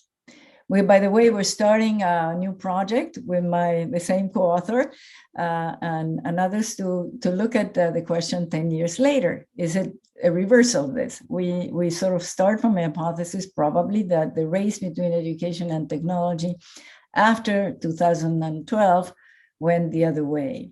And you do see not necessarily a sharp increase in countries, but you do see that inequality declines started to not happen. And in some countries, inequality started to rise. Of course, you have the pandemic in between, and we'll talk about this later. Yeah, we'll come to that. So. This brings in a sort of a wild card in all this analysis, but it's connected with the idea of how the pandemic is affecting the race between education and technology and how it's going to affect inequality in the future. Let me stop here. Thank you. Thank you, Nora. I think this provides a good segue into our second round of questions, and we need to sort of pick up the pace a little bit. And I think in the next round, maybe limit our replies to no more than 3 minutes each. Now, regarding the role of public policy, as I think all of you have said, that rising inequality is not an inevitable consequence of technological change. Much depends on how policies respond. So let me again start with Francois on that. What policy adaptations are needed to produce a more inclusive outcomes from digital transformation? Should tax and transfer policies do more? Should public policy steer technological change toward more inclusive, labor-friendly innovations? So if we look at sort of these three policy domains, let's call the first pre-distribution, the second redistribution, and third, influencing the direction of technological change itself. How do you briefly, broadly see the policy agenda in terms of these elements? Francois? Yes, since we don't have very much time, let me be very brief on this. I think that the first thing is really that following all what we have said about the diagnosis of inequality and technological change, education is definitely the big policy area.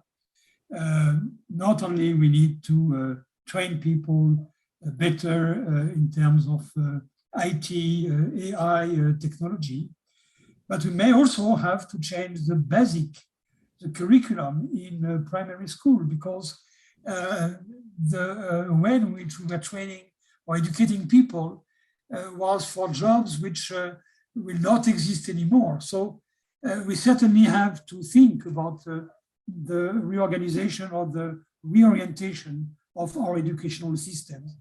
I would say that this is the priority.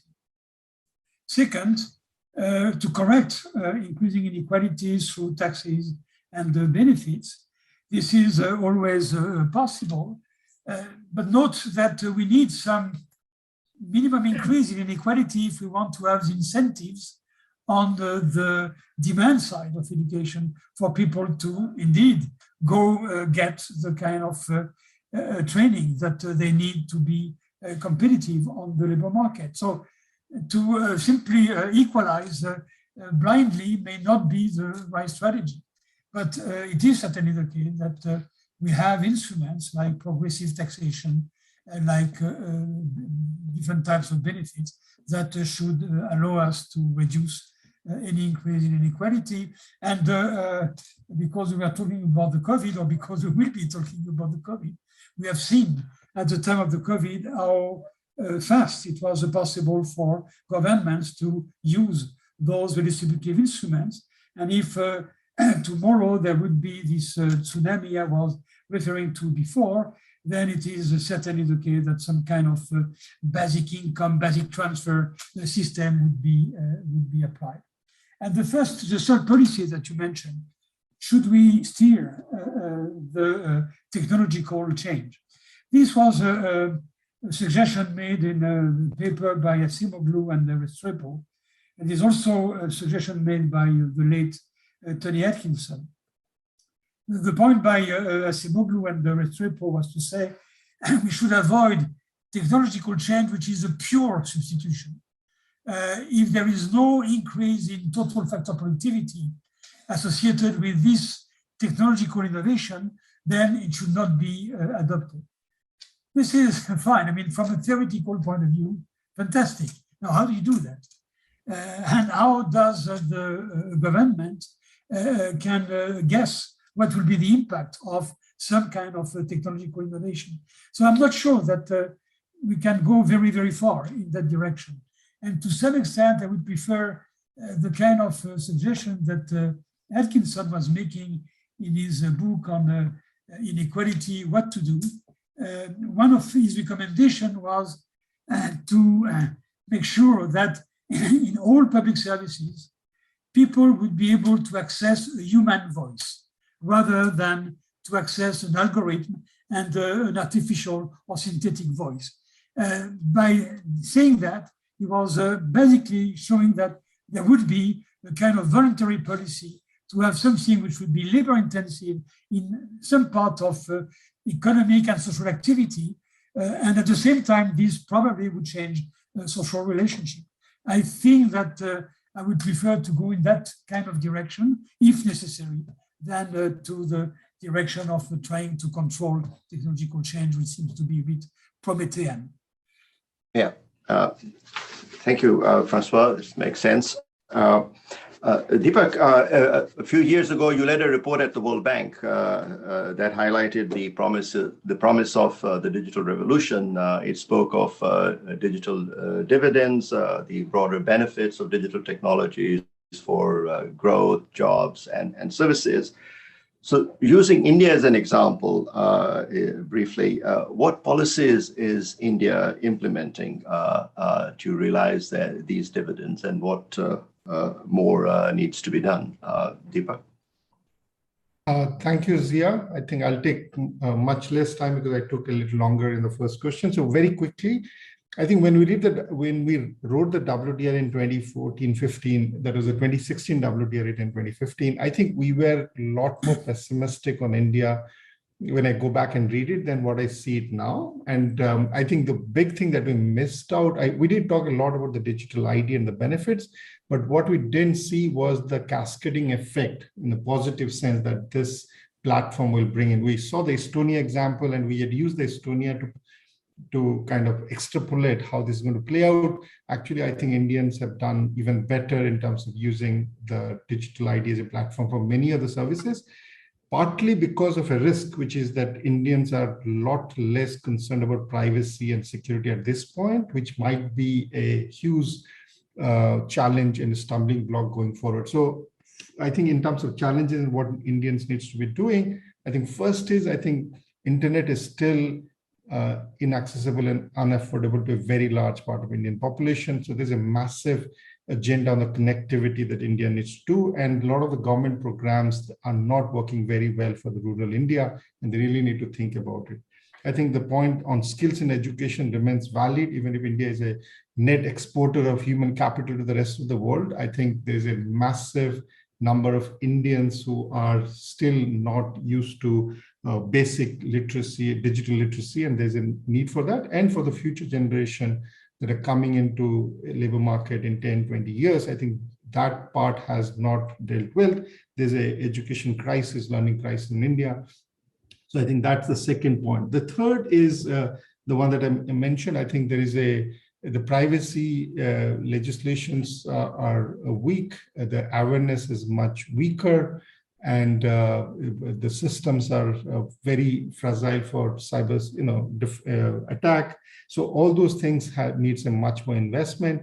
And the final point is there is a sense of nationalism and localization of the data, like many other countries in China and others, and Indonesia have tried, which is the government would prefer that a lot of the India sensitive data of the citizens stays in the country. India is a tropical climate where building large servers and clouds is expensive. But if you do that, this is going to disrupt a lot of the business model. And the fact that India actually uses the rest of the world data to do business process outsourcing would also be under danger. So I think, to me, the skills of access, affordability, privacy, and nationalism are the kind of the four big challenges that the Indian digital economy faces. And this needs to be tackled if India wants to have a 20% of the GDP coming from the digital economy in the next 5 years, which is the government target. Thank you. Yeah, very interesting. Well, clearly the role of education and training is important. It has been stressed by all of you, and Nora, you in particular in the context of Latin America. Your recent research expresses some concern that the COVID-19 pandemic may compound the challenges in the region in preparing workers for the work of the future, because the pandemic may increase education gaps. So what's the agenda there? How to prevent such lasting scars from the pandemic? We have a couple of minutes, Nora. Yes. Yeah, so nowcasting exercises that we've been doing shows that for children that come from low parental socioeconomic background, the pandemic could put high school completion rates similarly to what they used to be for children born in the 1960s. Okay, so huge retrogression. We're doing the same thing for Africa, by the way, same analysis, and we're finding similar results. So it's not just a situation that affects Latin America. What this means is that probably in the future, the composition of the labor force will move in the wrong direction from what I said earlier. So what governments could do, I think, let me just be very quick since we don't have time. There's, I think, 3 areas in which action has to be mindful about what may happen in the future. First of all, I think that it's the sort of aggregate fiscal policy. Now the governments might have to rein in the fiscal deficits that were increased during the pandemic. It's very important not to cut education spending in particular, protect areas that are important to proceed with the process of inclusive growth, have to be protected from the fiscal consolidation that's inevitably going to come. The second thing has to do with how to use technology to make sure that education is inclusive. And I think we're not through with the pandemic, unfortunately. And with also, we've learned that there's other reasons why people may have to use remote learning. So all the digitization that we've learned in the past 2 years, and also things that we learned that did not work, should be put to use in order to make it much more pervasive, the access to digital technology. But thirdly, the main reason why we find that children that come from families with low socioeconomic background do much worse than the others is because they don't have the mentoring and the ability to be sort of coached when they do homeschooling, regardless of whether they have access to technology or not. So the remedial actions will have to be very focused on, first of all, rescuing those that have already dropped out to try to bring them back in. And second, to those who are in risk of dropping out of school in order to avoid this becoming a massive lasting scar in the future. That type of initiative is very, if you want, targeted, and it's not something that can only be done at a distance. It's not something that the governments by themselves are going to be able to do. It will require contributions from both the private sector and civil society as well. Let me stop here. Yeah, thank you. Thank you, Nora. We are unfortunately out of time. It's a big topic to address in 45 minutes that we had. We don't have time left for taking up any of the questions that we received, but in your remarks, you have already touched on several of the themes in those questions. So we live in a time of exciting technological innovations with immense potential and possibilities, but as we just heard, there are also major challenges to manage this change, to build inclusive prosperity. So we thank our panelists for their thoughtful observations. It was a stimulating discussion. And we also, I would like to thank those who joined us online and for the comments that they sent. So we need to wrap up this session now. So we move to the next session. And I would hand over to Priya Vora, our colleague at Brookings, who will moderate the next session. Thank you, Francois, Nora, Deepak, and thank you all to those who joined us. Goodbye. Hello and good afternoon to everybody. My name is Priya Vora. I'm a non-resident fellow here at Brookings, and I'm the managing director of the Digital Impact Alliance. I have the pleasure today to moderate a discussion with Isobel Coleman, who I believe is joining us shortly. So if everyone can hold tight as we make sure she's on the line. Thank you. While we're waiting for Administrator Coleman to come on, why don't we continue the conversation that we had in our panel, and maybe you talk a little bit about what the role of digital public goods is in promoting digital development. Yeah, well, thanks, George. I mean, I think what Estonia and India have done is paved the way and demonstrated at incredible scale what's possible in terms of having national payments infrastructure and national identity infrastructure.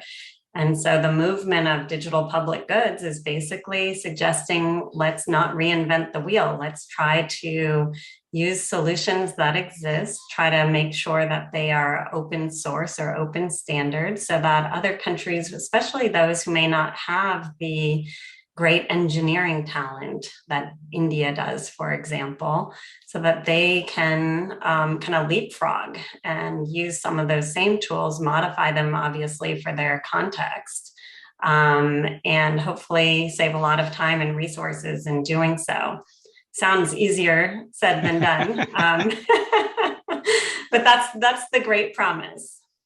So one of the issues that came up that we didn't have time to pursue, and that is not intuitive, is why not have a central database with everybody's data and information in one database that's easy to access and you've got it all in one place? Well, the biggest issue is, you want to make sure that, well, how do I do this?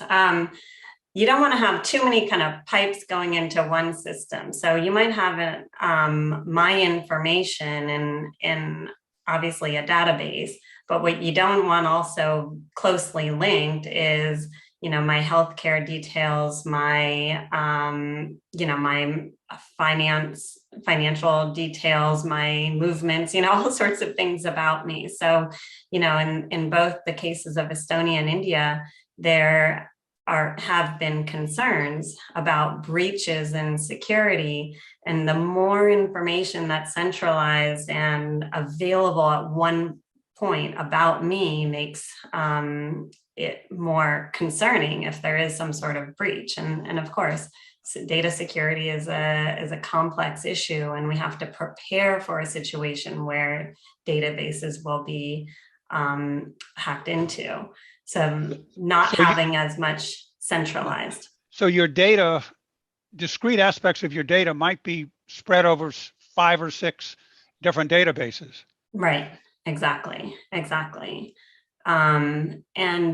the complexity there is then you want to make sure that not just your Aadhaar or your ID database is very secure, but everything that then kind of links to it. So there's a real need in all of this to be mindful of cybersecurity, and not just kind of the policy regulatory environment, but the very hard skills of keeping those databases secure. So it sounds like a government's digital system is quite complex.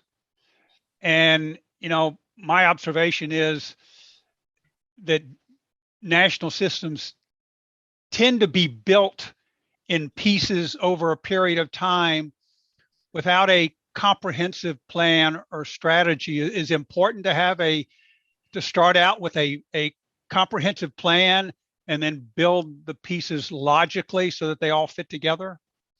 Or is that too much of a dream? Yeah, I kind of think that might be, wishful thinking. In my mind, the need is to have a very specific use case, because you're not trying to design technology and then just hope it's useful. You want to have a use case in mind. But as you're designing the technology, you want to do so in a way that's mindful of other use cases. So, and that the technology is built for reusability and repurpose. And so, there's the term of elegant code. You want to really make sure that the code is elegant, the design is elegant, even though you might be squarely focused on a particular use case. And the word elegant really means simple? Mm-hmm. Yeah. It can kind of endure many use cases. Mm-hmm. Right. Okay, looks like thank you for filling the time, George. It would have been very awkward for everyone to just stare at me. Well, you did well, thank you. Okay, I'm so sorry, I'm dialing in. We're having digital problems here. The irony of it all. The irony, I really, really apologize. Well, that's okay. We're just delighted to have you here. And if it's okay, I'll just jump right in, even though we don't have your video live. Is that okay? Yes, I'm sorry. Yep, I'm on the phone. For some reason, I could not get through on the Zoom link, and I apologize. That's okay. That's okay. We'll do it the old-fashioned way. So, okay. My name is Priya Vora. I'm a non-resident fellow here at Brookings, and I'm managing director of Digital Impact Alliance at the United Nations Foundation. I'm so pleased to have you here today and to spend the next, well, let's say 40 minutes or so, because you are just one of the most important leaders in foreign policy and foreign assistance. As Deputy Administrator, you're helping lead the largest bilateral agency in the world, and you're overseeing the agency's work to strengthen healthcare systems, combat climate change, counter authoritarian influences, and promote democratic values, just to name a few of your small tasks. So it is really, really a pleasure to have you here today. It's a pleasure to be here. And again, I'm so sorry about our technical challenges. No, that's quite okay. Before we get started, I just wanted to take a moment and say thank you to you and your team for all the work that you do every day. I worked at the agency for 8 years during the Obama administration, and I know how USAID and especially our implementing partners serve as frontline workers in some of the most difficult parts of the world. And of course, sadly, there are many of those right now. So our hearts and thoughts go out to all of you. Thank you. Thank you. So Deputy Administrator, we are here really to talk about technology and digital tools. They're in the spotlight now more than ever because of the great promise they hold in accelerating progress against the SDGs. And of course, during the time of COVID, we all have to rely on digital tools to stay healthy and productive while we stay remote. But of course, we're also seeing great misuses and abuses of digital technologies. And I won't review those here since there have been a couple of panels preceding us where we've talked about this. And just want to say that we have a lot to cover. But I want to start by acknowledging the role you played prior to joining USAID. You were COO of Give Directly, which is, of course, an organization that channels assistance directly into the hands of people who need it most. Give Directly has prompted a spirited debate about how foreign assistance is most effectively rendered. And at a minimum, it's shown how the development community really needs to broaden its toolkit. And Give Directly is, of course, also limited by the availability of payments and identity solutions worldwide, which are critical to making these kinds of seamless transactions. So I thought as a first step, you could just reflect on your time at Give Directly, what you learned there about payments and identity solutions, and how you're bringing those observations into USAID. Sure. Well, thank you. And again, my sincere apologies for being late and not being with you through Zoom, but just on my phone. And thank you for your kind words. Right now, it seems to be full Ukraine all the time.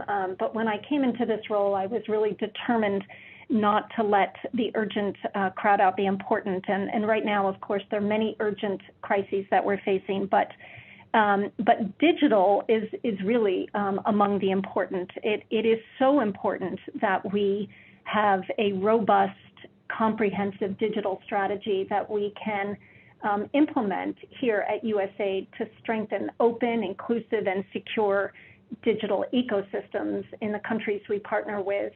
As you'll see in the digital strategy that we launched just about a year ago. And just to put that out as our starting point, to answer your question, it's interesting reflecting back on my time at Give Directly.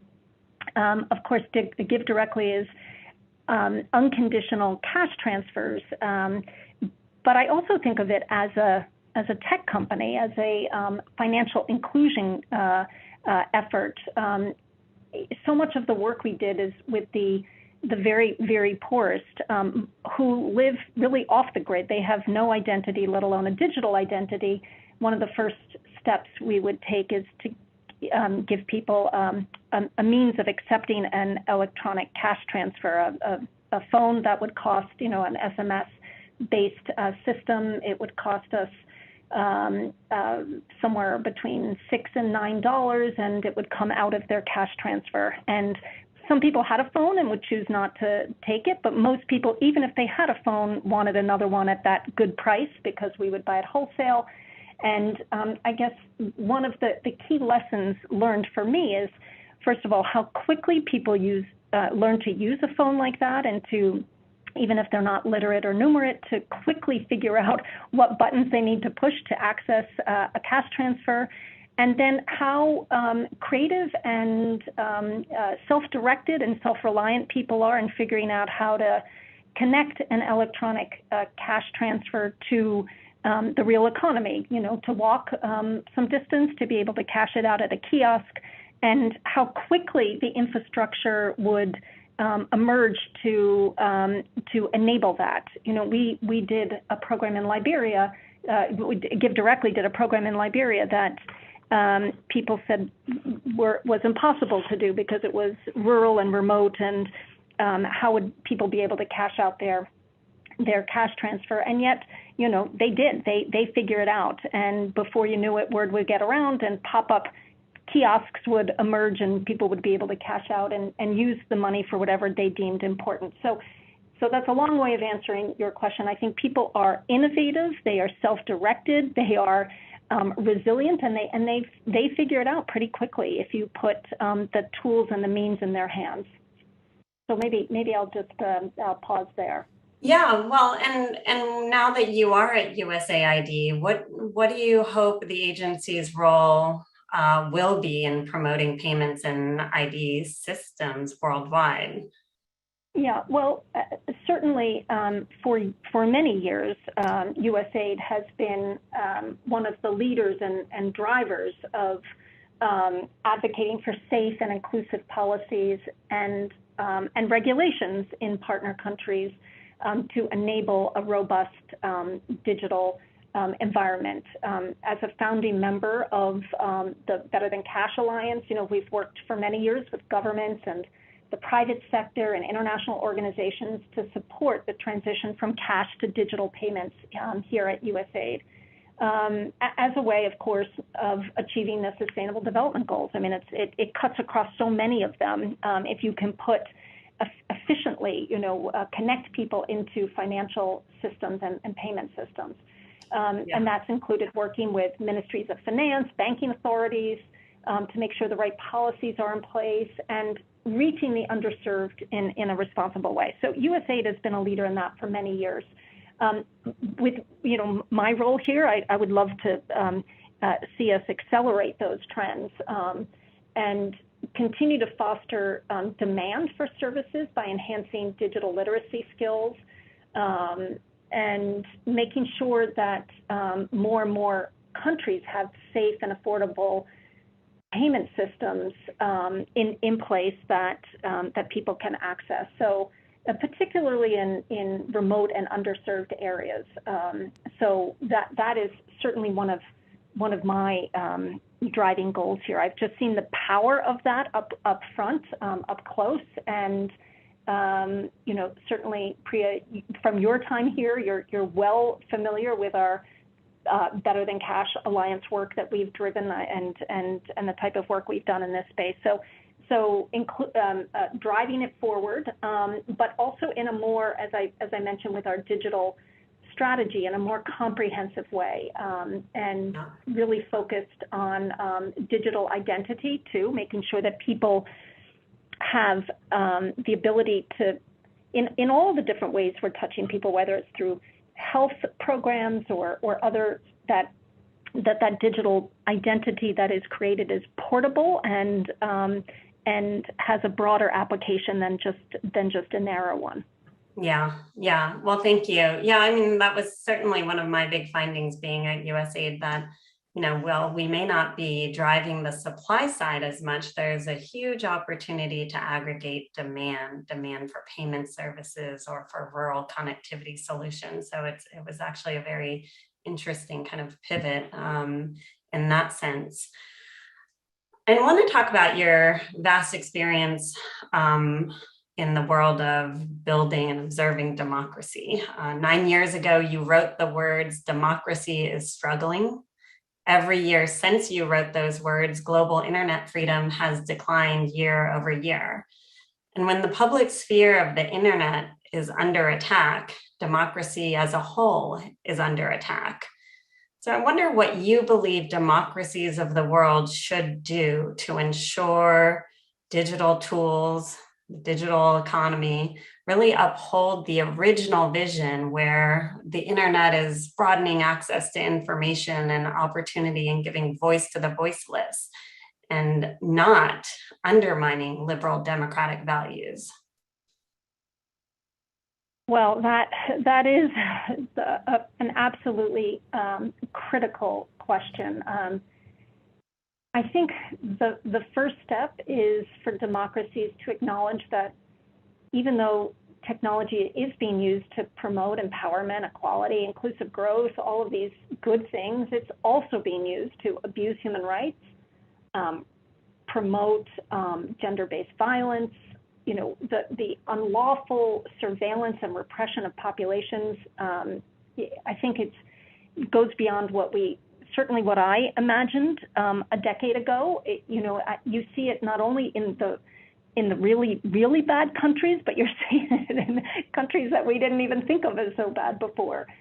Just the opportunity to facilitate corruption and undermine the rule of law in so many ways. So I think what we're seeing is the use of technology as a driver of global democratic decline today, even as it's also a source of democratic renewal and resilience. So it's such a double-edged sword. Recognizing that social media platforms and other digital technologies have really given rise to new forms of misuse, and I think starting at that point is really important. And then, taking steps to counter that. You've seen, I think, civil society certainly, and the UN system, the G7, others, waking up to the threat and trying to address the challenge through a variety of different mechanisms. The Biden administration has made this a priority, pledging to, combat online harassment and abuse, both here in the United States and globally, and, looking at other ways to support the digital safe practices as part of our whole democracy renewal efforts. So there is the global partnership that is Denmark-led, that we are very supportive of too, to try to galvanize the multilateral system, specifically responding to gender-based violence, but the whole advancing digital democracy work that was part of our Summit for Democracy, I think is another big step forward in this for us, to really try to tackle this critical issue. Administrator Power last year announced at the Summit that we're planning to provide up to $20 million a year in this effort. But it's complicated. It requires really a whole of society approach that is going to be, I think a relatively heavy lift in some ways to get governments to strengthen their legal and regulatory frameworks for technology and data to align with international human rights norms, to increase investments in technologies that are bolstering human rights, rights-respecting technologies, embedding human rights and democratic values into tech development, design, and deployment, and really getting civil society and the general public to hold governments and companies accountable. I mean, it's really a multi-pronged effort. Yeah, no, it's absolutely no easy task, and because, as you described, the very same tools that can be used for good can also be used for bad. I wonder, given the fact that USAID operates in such a vast array of countries in sometimes conflict and post-conflict and stable environments. Are you thinking about how to kind of nuance your digital strategy or provide guidance for how to invest in digital development in the kind of different environments? Yeah, I think absolutely. And we see a huge range of different environments, as you've noted. And part of what we're doing is with our digital strategy is starting out by doing almost like a digital audit in the places that we work and figuring out what are the most important touch points and ways that we can be most engaged and most helpful. You know, first of all, just defining a digital ecosystem as the systems, enabling environment, and the stakeholders that make it possible for people and communities to use digital technology to access services and interact with each other, pursue economic opportunities. But needing to like really dive below that to have a better sense, a country assessment. And we're doing this digital ecosystem country assessment, or DECA. We've done a number of them already in Kenya, Colombia, Nepal, Serbia, Pakistan, other places, and we've got a whole bunch more planned. That really helps us figure out where we can be most constructive and focus our resources to help partner countries really address their greatest needs. Some of it might be defensive and cyber, some of it might be strengthening independent media or around innovation. So there are lots of different directions that this can go in. So there's no one size cookie cutter, fits all by any means, because as you noted at the top, these environments are really, really different. Yeah. Well, I mean, I'm so glad you mentioned the digital ecosystem assessments. I mean, we just published a paper a couple weeks ago. It's on the Brookings website about how insufficient the indicators are around digital development. There's a lot of emphasis on, does someone have access to a digital financial services, but no sense as to whether or not those systems are designed with the user in mind and to uphold trust, and whether or not people are having good customer experiences with those systems. So there's a lot to do and to invest in so that we gain a deeper understanding and can do more of the kind of benchmarking around the way in which technology is progressing for good or for bad.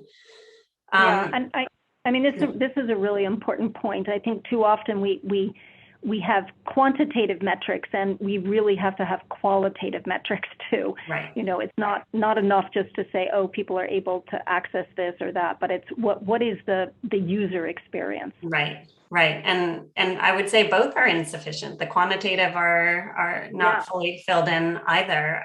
So it's an area for much deeper investment, I would say, on global organizations like yours.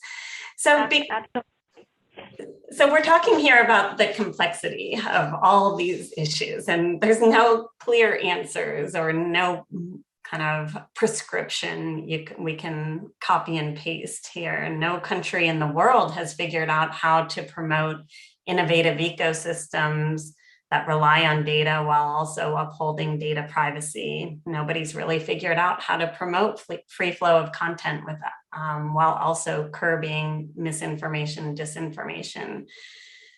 We struggle with these questions here in the US. Every country around the world is struggling with this. So how hard is it for you to make the case, either inside the Reagan building with your colleagues or on the Hill or the interagency, to make the case to invest deeply in digital development when the answers are so unclear? Well, I think as we've been discussing, people certainly here in the Ronald Reagan building, but also on the Hill, they understand that the stakes are really high. You know, we ignore this space at our peril. Our strategic adversaries are investing heavily in their own versions of digital ecosystems, and therefore I think that making sure that we are focused on governance, because governance matters so much, and trying to set rules of the road that the democratic world collectively can get behind in terms of international standards and cross-border data flows, how digital public goods are developed and deployed, just to name a few. You know, this was some items that you know, we've made sure that G7 is looking at this year to really help reflect and solidify our democratic values within this ecosystem that we're talking about. Now, how you do it, of course, it is complicated because you know, one person's disinformation is another's freedom of speech, and it becomes quite complicated. But I don't think there's any lack of interest in this topic to make, you know, and I think people have a good sense of how high the stakes are. And I think that our private sector companies have also become much more attuned to the issues that are at play. Not to say that there's consensus around how to deal with them, but really how connected so many of these issues are with respect to the digital ecosystem, how it's being used for liberal or illiberal purposes. So, you know, this is, I think at a minimum, what USAID can do is be trying to build, invest in some of those, you know, rules of the road, but also be building some resiliency in the partner countries that we work in, supporting civil society and academia, efforts to identify and monitor how the digital ecosystem is being used in good ways and in bad. So that's part of the answer. Yeah, and probably just, you know, kind of creating the mechanisms for joint problem solving and peer exchange, just because these are thorny and fast evolving issues. We're seeing certainly a lot of demand just to connect with peers. Yeah, absolutely. And you know, another thing I would say is that investing in digital skills in these countries, you know, puts the more tools in their hands to figure out how you know, they can navigate the digital technologies fully and safely. But really focusing on digital literacy, which is a big emphasis, and focusing on marginal groups, you know, people with disabilities, marginalized communities, indigenous people, you know, to really make sure that they're connected and that they're part of this discussion, and that they're not getting further left behind. So that's another big push for us. Right. So a woman who held your job not too long ago, Bonnie Glick, reminds us often that USAID is 96% earmarked. Funding of USAID is 96% earmarked to sector issues such as health and education and agriculture. How does USAID structurally address this issue and match the rhetoric that's coming out of the White House that says these issues are so important? Oh, you're hitting all the hard questions here. I'm sorry. No, not at all. I remember going through my confirmation hearing prep. I was like, wait, 96%? What am I doing here? No, I'm joking. But look, within earmarks, yes, you're absolutely right. There are sector earmarks, there are country earmarks. But within that, there's certainly lots of opportunity to bring different elements of our digital strategy to bear. Just, you know, you mentioned health. I mean, within the health world, we're doing so much in terms of a digital strategy, digital identity, you know, that our entry point is in the health sphere. But making sure that as we help people access, emerging health systems in developing countries, that they're being built in such a way, and that digital identity is being built that it can be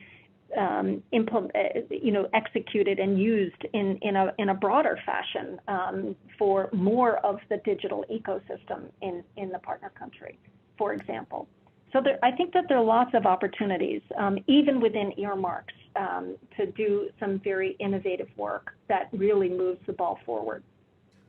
Well, I know that it is possible to maneuver within the earmarks, but I, for one, certainly hope that there become more concrete plans in Congress to modernize foreign assistance to meet the digital age. I certainly found how, and felt firsthand how difficult it was to build up the skill set within the agency of people who really, really understood these complex issues, and then could influence and support all the countries and the earmarked programs. It became a very difficult task, and I hope people on the Hill are listening for the need to modernize and address this issue, because it's very hard to take a cross-cutting issue like digital and try to fit into these earmarks.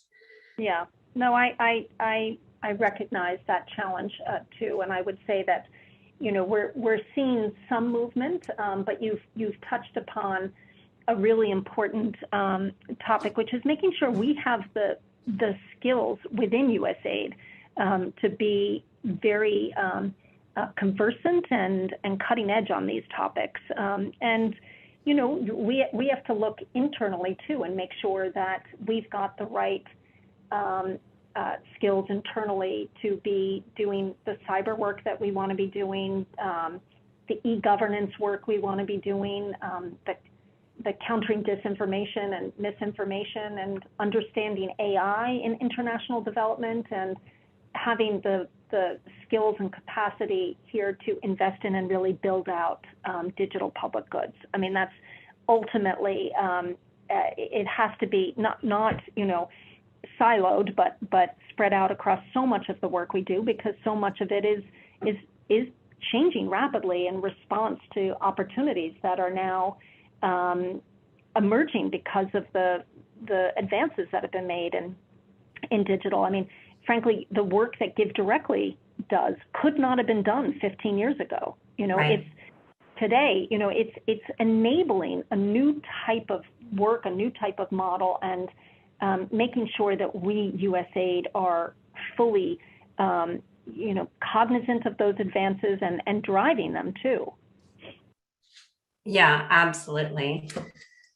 I would be remiss if I didn't take a moment to acknowledge what an amazing digital team you have at the agency. Not only do you have some great engineers, but bioethicists and planetary physicists, and just an incredible group who are bringing systems thinking to these questions. And of course, working hand in glove with the democracy team to make sure that the governance around digital tools are governed in a way that promote democratic norms. So I really want to commend that team and commend you for keeping this issue on the radar. It would literally have been unheard of for the deputy administrator to spend 40 minutes talking about digital technology in my day at USAID. So it's wonderful to have you here. Well, it is, as I said, it is such an important issue.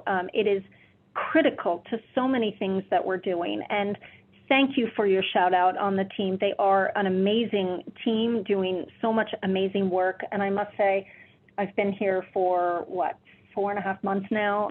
And every day I discover new capabilities that this agency has in all sorts of ways. And much of it is unexpected for me. And when you get down to some of the really technical work we're doing here at the agency, be it on cybersecurity or in other respects, and it's making sure that work is well understood across the interagency too, so that we're really marrying up what we're doing here at USAID with broader strategic goals and objectives, so that that you called out that great work on in the democracy sphere.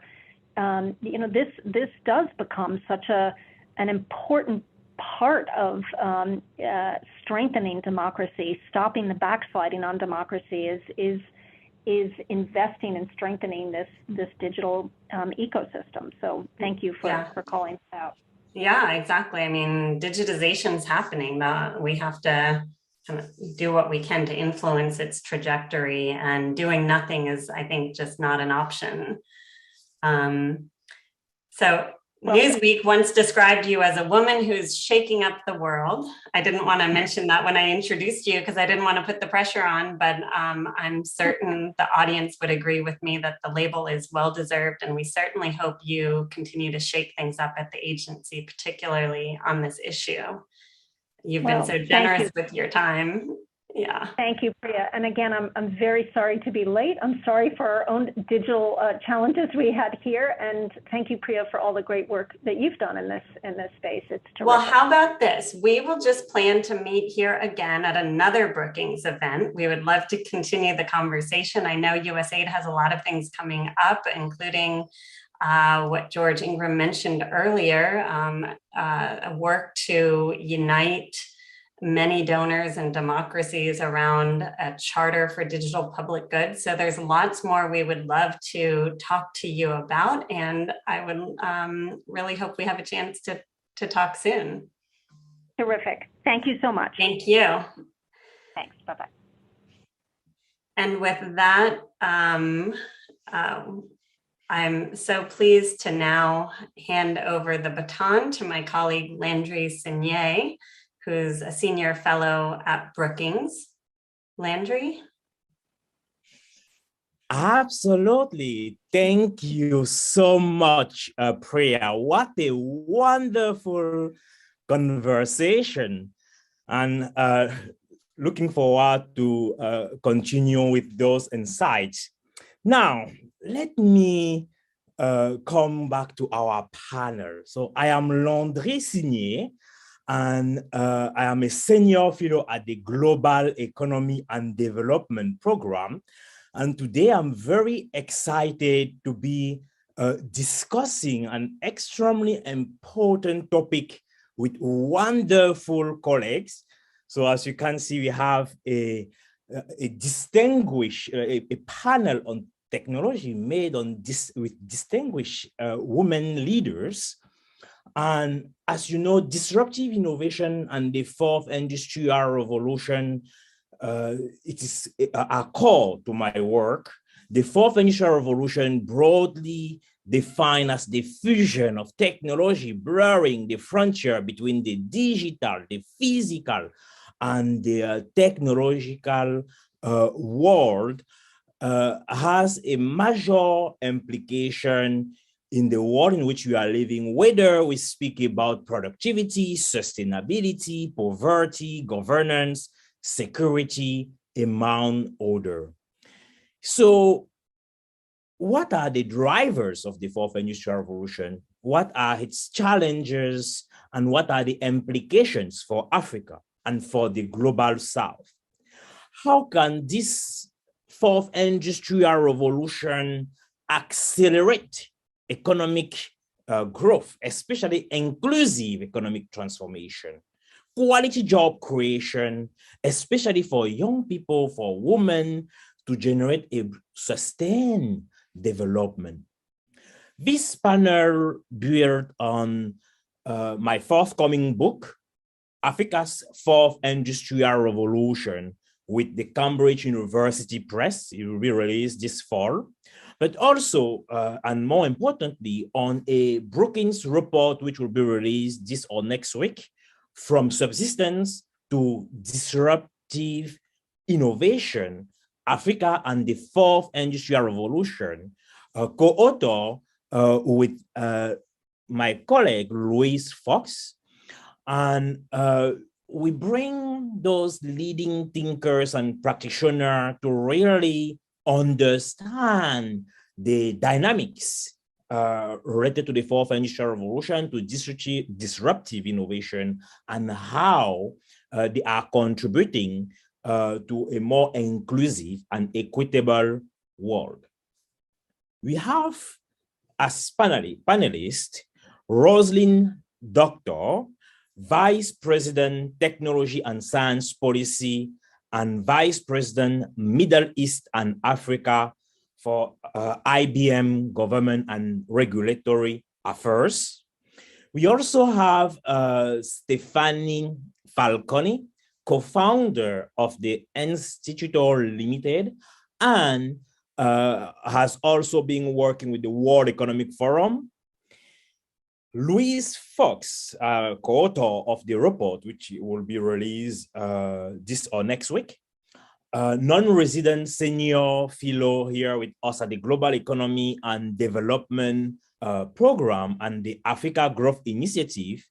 And she has served recently as the chief economist for USAID. And finally, Lisa Witter, who is the co-founder and member of the board of Apolitical and the CEO as well of the Apolitical Foundation. Let me start with you, Louise, to share the insight from our paper. So as the world's youngest continent with a rapidly growing labor force, improving employment opportunities in Africa is particularly salient now and will remain even important given the number of young people expected to enter the job market. But of course, after a couple of decades of solid growth and improvements in employment opportunities, we have seen numerous challenges related to the COVID-19 global pandemic, and now increasingly with the Ukraine crisis. To what extent, Louise, could the new technology associated with the fourth industrial revolution accelerate the transformation of the continent by speeding up the creation of new wage jobs in as well as expanding higher productivity sector, leading probably to the decline in the share of people working in the informal sector? And to what extent could those dynamics will benefit young people? You are muted. Okay. Thank you. And it's really a great pleasure to join this panel and speak with this group about our joint work and other work that's going on in this exciting area. I think most people know that the fourth industrial revolution, what makes us different is it's not just digital. It's kind of a fusion of the digital and the software with other scientific areas like biological or mechanical or physical, so that you really have a really broad range of innovation and development of new technology going on. Now, how is that going to affect Africa? And in particular, the journey that post-COVID Africa needs to undertake. Now, what post-COVID Africa needs to do is, of course, regain the trajectory of inclusive growth that they were on, before COVID hit. And that means they need to restart the economic transformation process, which was in the past 18 years, a process of balanced growth, which is why it delivered poverty reduction. Maybe not enough poverty reduction, but substantial poverty reduction by creating better employment opportunities. And so I think the question we are discussing with respect to Africa today is, could the fourth industrial revolution help accelerate that transformation? And if so, would new employment opportunities be supported, and would they be inclusive? And as you mentioned, given the fact that between 50 and 80% of Africa's employment is currently informal, this question is really important as applied to informality and the opportunities in both the formal and informal sector. So as you know, our analytical framework that we used is we looked at the economics of technology adoption. And we looked at whether this technology will be adopted by African producers. And what we know is it will be adopted if it's cost effective in solving current productivity problems. So a good example of that is, of course, mobile telephony and mobile money, which was not only adopted in Africa, but adapted, and new innovation came from Africa and spread around the world. Now, what problems did it solve for producers of goods and services? Communication, information, cheaper financial services, better connection with the clients. And so it was both disruptive and inclusive in that way, because it complemented labor. It did not just substitute for labor. So what can we say now about the fourth industrial revolution technology, and will it be like mobile money and be disruptive and inclusive? So just to summarize a long paper that we worked on together with a lot of analysis, we see the most opportunities in the service sector. Opportunities to expand formal services, the delivery of services in formal enterprises, because it really complements labor. It doesn't substitute for labor, and it could raise incomes in informal businesses.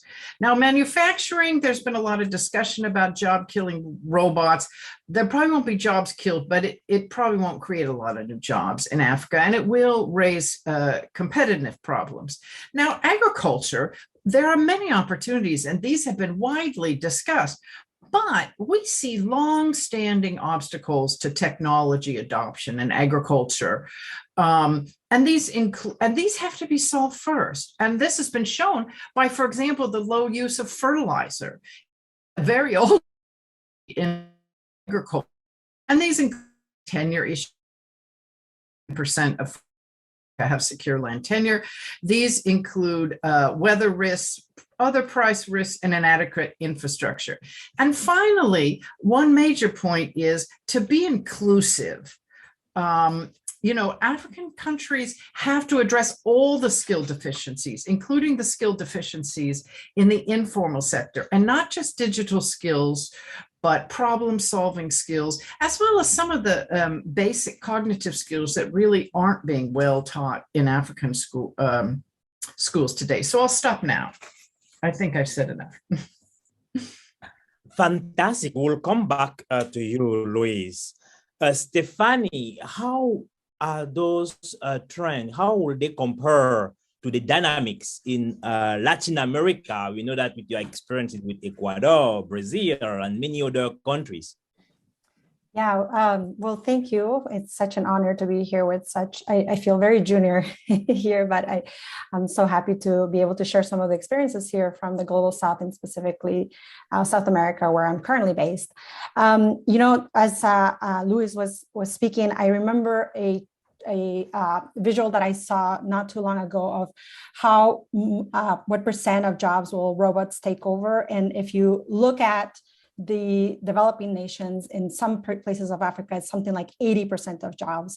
And in some places like Germany, Europe, more developed countries, it's like 15 or, something very small. And to me, it really makes sense, because so much of what we do in Latin America, in some ways in Africa, are these manual jobs, and they're easy to automate. And so I want to zoom out for just a second and talk a little bit about what happens in resource intensive economies, where so much central to the development agenda is talking about the presence of corruption, and how resource economies are very ripe for lack of accountability.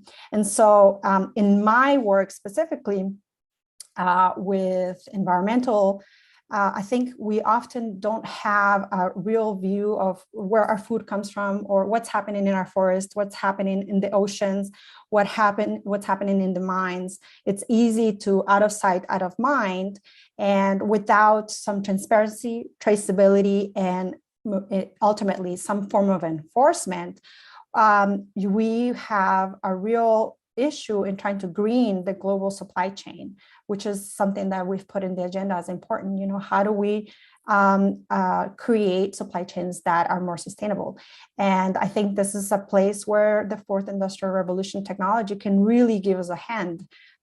It is a place where traceability and transparency can definitely become more tangible. We've seen that both through remote sensing, so we don't have to be on the ground to know what's happening in these forest areas, or even in the oceans, as well as genomics, blockchain for traceability, AI to be able, in big data, to be able to triangulate and also cross-reference where some of these products are going, and sort of what are those supply chains working. And I think it's really important to bring that kind of macro for our economies, especially if as we start hearing more about ESGs, environmental, social, and governance, and how that finance sector is going to affect this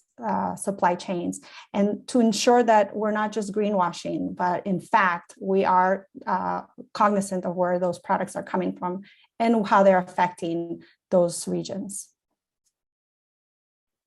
That is fantastic, and I really like the comparison, and this make me turn to Roslyn. How to make those disruptive technologies more inclusive? Do you have specific illustration? As we know, the technologies associated with the fourth industrial revolution are inclusive of artificial intelligence, blockchain, the Internet of Things, among other, cloud computing, among others. So how do we make those inclusive? Thank you for that question. Thank you all for your contributions. And we say AI, right? Everyone, I think, has mentioned the word AI so far. I want you to know that IBM doesn't see AI as artificial intelligence. We see it as augmented intelligence. And that's where the human element comes in, that should serve humans to accelerate their own potential. And it needs to be inclusive. So I'm really glad you asked me that question, Landry.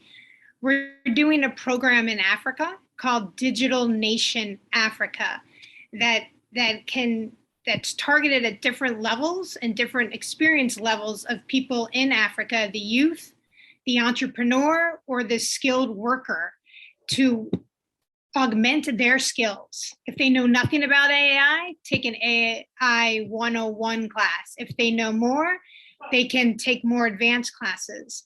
The Digital Nation Africa platform, which is a pro bono cloud-based platform available to anyone in Africa, you can go to it. For those friends sitting in the United States trying to get there now, you can't get entry. You can also, gives you cloud space to make your own AI applications, to try out cybersecurity. And it has a third component where it uses AI to do job matching. So if somebody wants to figure out what is hot, what should I study AI? Should I study cybersecurity? Stephanie mentioned blockchain. Is that the hot thing? Right? This, they can understand what people are asking for. There's some examples of somebody in Nigeria using Digital Nation Africa, where they've taken their badges and they post it, and they've become known as the IT man in the marketplace. And so people go to them to increase their skills and to learn how to use technology. That's one example. Others examples of people using Digital Nation Africa has increased their outlook of what potential jobs there are and what they should be studying and where they could be going. So that is one example of how we're trying to make AI inclusive, and so that everyone can take part, not only in using these tools, but developing these tools. This is wonderful, because you mentioned the question of using the tools of building capacity among other, and this make me think about the work that you are doing, Lisa. So what are the most important skills and mindsets which are needed to really capitalize on the fourth industrial revolution through agile governance, for example, and can one really learn those skills? Thanks for the question, and hi everyone that's watching. I can't help but be in a panel where anything around democracy is there, and not just say I'm sitting in Berlin and thinking about democracy and what's going on the footsteps. Berlin is we have refugees staying in our home. We have like the whole force of what's going on in the world is so present in our lives right now. And I just heard news that the mayor that was kidnapped by Russian forces was just somehow released. It seems like through a special operation, and he went back to work to being a mayor. So talk about agile governance. I can't even believe the amount of political agility we're seeing with leaders right now. So just to step back a bit and frame it in this democracy in this time where, you know, one big first principle thing I'm thinking about is I think many of us on this call, whether you're young or old, we were all thinking about sort of a post-Cold War era that we were living in. And maybe we're still in that post-Cold War era, but it was a good reminder, I think, around democracy and governance and technology to always be questioning what our assumptions are, because sometimes they're not right. So just first principle thinking. So Landry, back to your question. So agile governance, Louise set us up very nicely, is really around what are those new phenomenons, and Rosalind was talking about this as well, that we're having to innovate around. And particularly, I'm the co-founder of something called Apolitical, global peer-to-peer learning platform. Priya, I heard you talk about people need to learn from one another. Global peer-to-peer learning platform for people in government, so public servants, to help learn from each other. Because as the fourth industrial revolution comes along, how do we do things like regulate or not for the shared economy, or for different platform plays, or for augmented, I like that, Rosalind, augmented the world and intelligence. And then as public servants, you know, what are the different methods that we need to explore that use technology and are more democratic in itself to advise governments on how to do that? You know, what can you do in the field? What do you need to do in the lab? And then what level of regulation do you need or not in order to have these new fourth industrial technologies, which Louise, you're right, it's much more than just about the technology come to play. So what I thought I'd just sort of leave to answer your question is, we've done a lot of look at what are the skills and mindsets that are necessary. This morning I was having coffee in Berlin Mitte with someone from the Foreign Office in Germany, and I was asking him, like, what are the skills and mindsets you're seeing right now that you're needing in government? He's like, I really need time to stop and think, and that's the first skill set that we need. This time for reflection. Like, so much of what we do is we go. How do you stop during this time and reflect? What does this all mean, and what skills and mindsets do I even need? The second is to be data literate. So this call across the board, this is one of the #1 courses on Apolitical that we have, is how do I understand not just data and digitization, but digitalization, how it's changing the anthropology of how we think about how we do governance and do government. We need much more cooperation because the world is smaller now that we live in this technological age in some ways, much more. And we don't use this word in government, but I'm going to whisper it, experimentation. So I just say carefully try new things and share it with others. This adaptability, this deep need for curiosity, this need to be proactive, you know, not wait to react to what's going on, but proactive, which is related to this experimental point of view. And then very interestingly, across our 170 members and 170 countries, one of the #1 skills they say they need that they don't have as much of is it's a combination of effective communications with learning how to get buy-in within their government. So you can have all this great tech, you can have all these great dreams, but if you don't have the skills and mindsets individually and then collectively and then teams and then across your government, if we're talking about agile governance from a government perspective, it's not going to happen. You have to start with the people. Absolutely. And Lisa, for the one who may not know in the audience what agile governance means, do you want to perhaps elaborate briefly on it? Yeah, so I have a pleasure of, Rosalind and I are co-chairing, and Stephanie and Landry, you're part of this, the Agile Governance Council for the World Economic Forum. And what it just simply means is it comes from agile software development. So it's a fancy word. And by the way, when I talk to a lot of people in government, they don't like the word agile because it puts them on the defensive because it makes it sound like they haven't been doing this before. Government's been working in these ways for a very long time. It's just we're using the framing of technology because we're in the fourth industrial revolution. But what it just basically means is just flexible, adaptable, open to learning, open, curious, and fast. And I'll stop on the fast, Landry, because this is the tension I think we have with agile governance. There are new things coming onto the system very quickly. Governance, particularly in democratic systems, don't usually work quickly by design, right? They're meant to be consultative with people. And particularly if you have a role in government, you have multi-stakeholders and it takes time to get diverse points of views. So there's a real tension with agile governance and speed and the need for speed. And I don't think that's been figured out anywhere. And maybe later I can tell you some of the case studies of folks that are really outstanding leaders that apolitical and the council that many of us are part of are really spotlighting some outstanding individuals and work that government and businesses are doing together to make agile governance work.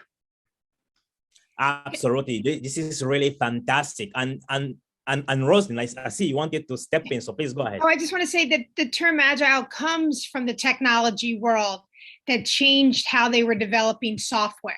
So instead of one programmer working by him or herself to develop the application, they formed teams to quickly co-create. And even if the technology wasn't perfect, they would launch it, have others comment on it, and then adapt it and scale it. And it reminds me of a point that Luis made, that it's not just the technology skills that people need in Africa to be disruptive, but it's that type of teaming collaboration and what the tech world calls design thinking, right? Which gets to what Lisa was saying, how do you teach someone to be agile when we grew up all sitting in classroom and waiting till you're called on until you raise your hand? And if I can give one more example on what we're doing to disrupt education, is something that started in actually Brooklyn, New York, but now it's global. It's in Africa and Morocco and Egypt. We're hoping to open it in South Africa. It's a new private-public partnership with companies like IBM. We started this, but other companies are joining in, and secondary and post-secondary education. It's called P-Tech, Partners in Technology Early College High School. So it takes a student in post-secondary education, and it's random. There's no test to get into this post-secondary education. Any student can get in, and then it gives them their post-secondary degree, as well as a vocational technical degree, like an associate degree in cybersecurity. And not only does it teach those technical skills, but it also teaches those design thinking skills. And there's an example of a boy named Ahmed in Morocco who flunked out, couldn't stay in school because he just wasn't motivated and couldn't find his path. But he got into P-Tech, and he's now the top performer teaching others and will soon graduate. Wonderful. And I see that everyone is very excited about the question. So Luis, please go ahead. You are muted. There we are. I just want to build on what Rosalind said, because, if the fourth industrial revolution is going to be inclusive, the private sector has to step up and play a big role. And these examples of what IBM are doing are very important, because right now, African countries are spending about 5% of GDP or more on education. And of that, about 20% is going to post-secondary education. And there just isn't a lot more money. And so really these partnerships with the private sector to boost skills in various ways, in modular ways, as Roz was describing, are going to be super important in making the future of technology inclusive in Africa. And another issue we haven't really talked about is the cost of capital financing in Africa. And, you know, one reason why I'm not too worried about jobs being destroyed in Africa by machines, by robots, is those robots cost a lot and they have to be financed. The US tax system subsidizes the cost of capital, and we've been in a low interest rate environment. And so that's why you've seen so much technology adoption here, substituting for labor, even when it doesn't actually have an absolute advantage. But I don't expect to see that in Africa. What I'm much more worried about in Africa is all this technology will be too expensive to be adopted. So I think we also need to think about new ways of financing. And again, the role of the private sector is going to be really important. Angel investors, private equity, all kinds of different ways of financing that we're so accustomed to now in the US, but which have only just come to Africa in the last 10 years. Wonderful. And Rosalind, just before coming to you, I just want to remind our audience that they can send their questions to events@brookings.edu or on Twitter, hashtag Tech for Inclusive Growth. So events@brookings.edu or hashtag Tech for Inclusive Growth on Twitter. Rosalind. To Luisa's comment about investment, technology can help too. You had mentioned agriculture, right? We all know that 60% of Africa is farmed by hand with no machine, and about 50% of the crops go wasted because they can't get to market. And we're working with a small company called Hello Tractor and John Deere, which is a big machine maker for the agriculture industry, to help predict crop growth, predict yield in order to get financing, right? And to explain to government how you can do incentive policies based on realistic projections. So there is a role, right? I completely support public-private partnership, but there's a role to technology also to help understand how we can invest better and more smartly. I love the point, Rosalind. Stephanie, and then I will follow up. No, I actually wanted to come back to something that Lisa has shared, because I think sometimes in this conversation about the fourth industrial revolution, where we get so excited about smartphones and smart cities and smart appliances and smart infrastructure, and we get lost that it's still the same human behind all of that. And so how do we make augmented human capabilities to go along with this tech, this super tech that we have in our hands, and so that it is directed to the things that make, because the same technology that can make democracies work better is also the one that can spread misinformation, or the one that is creating all kinds of other havocs. And I want to come back to some of these skills that she talks about, because I think ultimately it's the people that we need to be thinking about. How do we skill ourselves and the workers, whether it's in the public sector, the private sector, or the education. And I really like this idea of data literacy, time for reflection. I feel like we are so inundated with data all the time, and somehow we've conflated that data means intelligence, that just because we have information, we somehow have actionable intelligence on what to do with it. And in my work, what ends up happening is there's a repository of databases that nobody knows what to do with it, or at least nobody that is in a decision-making capacity, because they have so many other tasks that they have to do, and they don't have the chance or the ability to go and do data scraping and then analyzing and cleaning, and I think that it is a role for, we have plenty of smart people that could do that, but I think we need more communication between whether it's the academics or the data scientists and the people that are making the decisions, or in the case of what Lisa is doing is, actually teaching some of those skills. And I just want to give a shout out, because I know that you guys have been working with the National Administration school here in Brazil, and some of the work that they are doing that is also phenomenal, and just bringing the capabilities so that we have smart devices in the hands of smart decision makers. Fantastic, Stefanie. I see this topic is very exciting one. So Lisa, please go ahead, and then I will come back to Luis with some questions on the challenges. Maybe I'll bridge, Stephanie, from the skills learning and then back to the inclusivity piece that we started this with, which is in our research at Apolitical, when we asked public servants, because that's our world. So we're talking about the private sector and the public sector, and then there's civil society. Lots of people play a role in this, but we were particularly interested in how the public sector, which controls 40% of the GDP and is the largest workforce in the world. I know Rosalind was a former public servant. I've been a former public servant. I'm not sure who else on the call has been serving at different levels of government. And the last survey we did with them, this was a global survey, 95% said that they use non-work resources to upskill.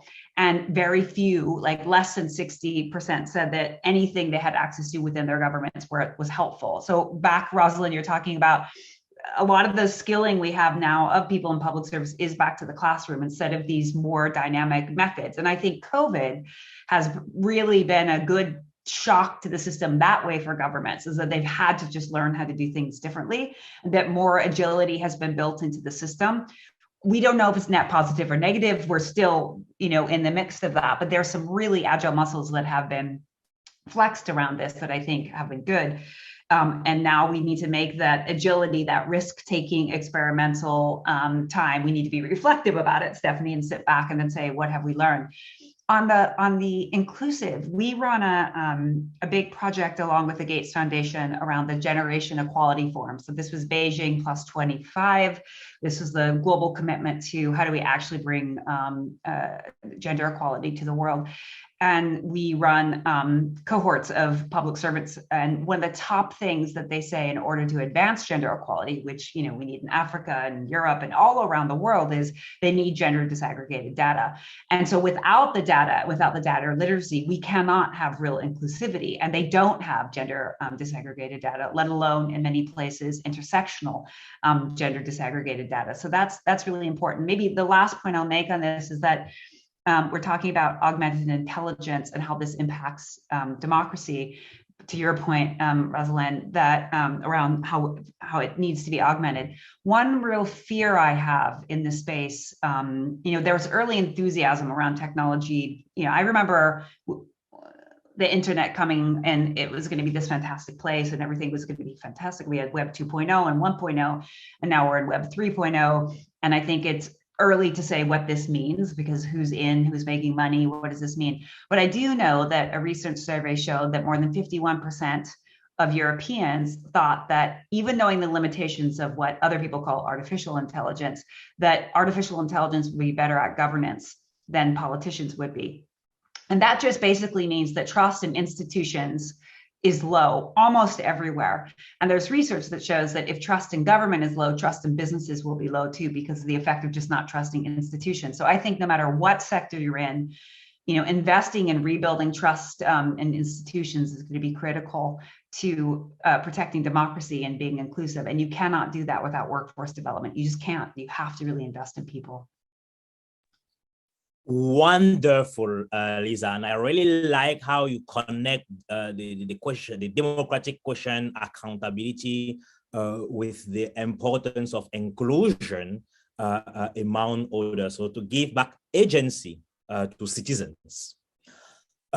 Luis, in our paper, so we discussed about, and you highlighted them beautifully, many opportunities in various sectors, whether the service sector through e-commerce, expanded tourism, representing probably the greatest opportunity for formal wage employment using the fourth industrial revolution, or the agricultural sector also, which could increase farm earnings and a reduction of poverty, the manufacturing sector, which can open new opportunity for smaller scale production. So my question to you, what are the challenges that the leaders and business, both policy and business leader could face in really unlocking the potential of the fourth industrial revolution, of disruptive innovation, in generating quality job and more equality and sustainable development? And what is the way forward? Easy question, Landry. Easy question. I'm muted. But we did indeed identify three main buckets, shall we say, of challenges. One of them is indeed in this agile governance area and how to revise regulation.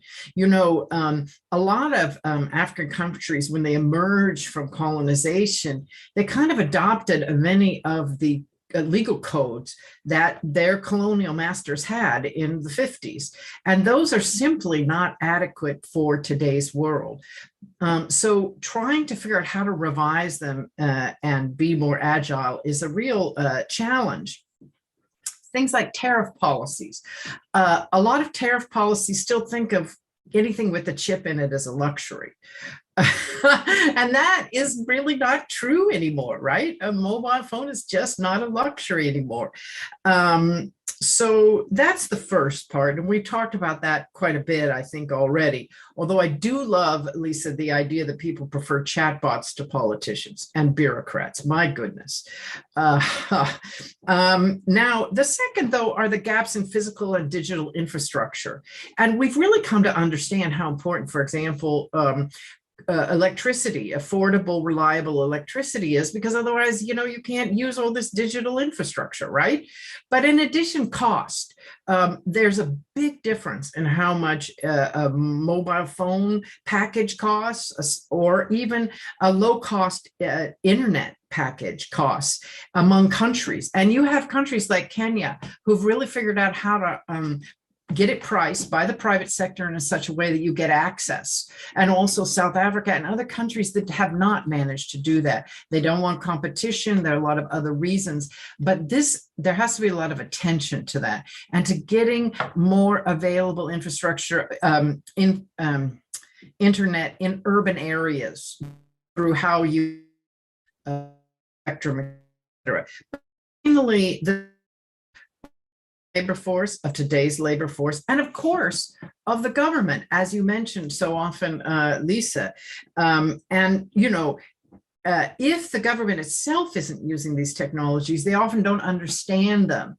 The private sector can do what they can, and Roz, I know IBM works on this very intensively to try to work with government to understand what are the policy issues and how different options affect it. But this skill issue, I think, is really going to play a major role in that, and the pricing of this technology is going to play a major role in whether it's inclusive or not.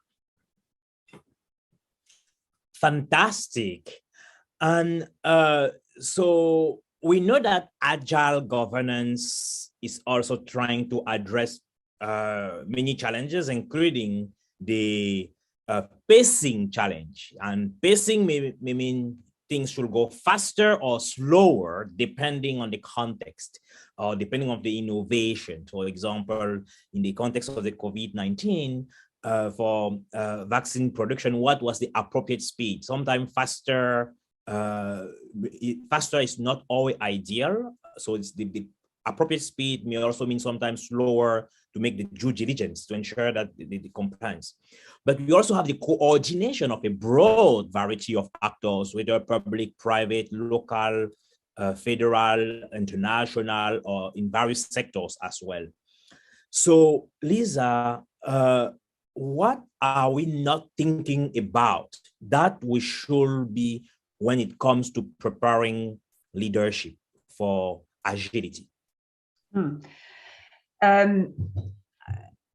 I'm a co-founder of the company, but I'm now the CEO of our foundation, and the foundation's role is to really help build trust in politicians and public leaders, so the elected folks. And politicians, I think, are the least respected job in the world these days. It's different at different levels, right? Local politicians tend to have more respect than folks at the national level because trust sits in proximity, right? Mayors tend to be better liked than others. And one of the things we run for the last 25 years, I've been a political entrepreneur and running political training institutes around the world that actually helped prepare politicians to be policymakers, which is why I think people go into politics or should go into politics. And we just did a mapping. We're about to put out the report of 400 political training organizations around the world. And basically none of them in any significant way are preparing politicians for the policy issues and even the technological questions that you see. I know one of the groups that is maybe watching right now, and I know was tweeting about this, was Tech Congress. So trying to really help Congress people or politicians around the world better understand these issues. And where I see hope in this is that we have a wave of young people. If you look at the continent of Africa, you have so many young people, but older politicians. Younger people they're digital natives, to say the least, right? For better or worse, they're born with a cell phone, maybe not in the moment in their hand, but quickly afterwards. And so they're understanding the anthropology of technology. So I think it's not enough just to say, how do we kind of retrofit older political leaders? There are some great political leaders who are being retrofitted and are really open to doing this. Lots of politicians, older politicians, are using TikTok and thinking about technology and regulation differently. But I also think we need to think about more inclusive people who get into politics, and really representative people. And we have a lot of work to do closing the gender gap. It will take 145 years to get equal representation between men and women. If you look at many groups across the world, there's underrepresentation of disabled people, of LGBTQ. So if we want to have representative, agile governance, we need representative political leaders and, frankly, public servants in that. So it's not just about the skills, it's about the who. We need to work on that as well. Wonderful. And Roslyn, how do we use technology to better govern, to be more inclusive, democratic, and representative? So two dimensions probably. So how do we better regulate tech on one hand, but how do we also better use technology to better govern us, to govern us more democratically? Sure, thank you. And I want to go back to what you said about agile, and like during COVID, we need to be, the pacing is different. I want to commend the African leaders in many, many countries that change what a critical infrastructure, the definition of that and their regulation, to include tech workers, because when they had curfews, the tech workers needed to get out to help the critical infrastructure providers, whether they be the telcos, oil and gas, or energy companies, to stay open, keep their lights on, and to do what we all needed to do so we could fight COVID.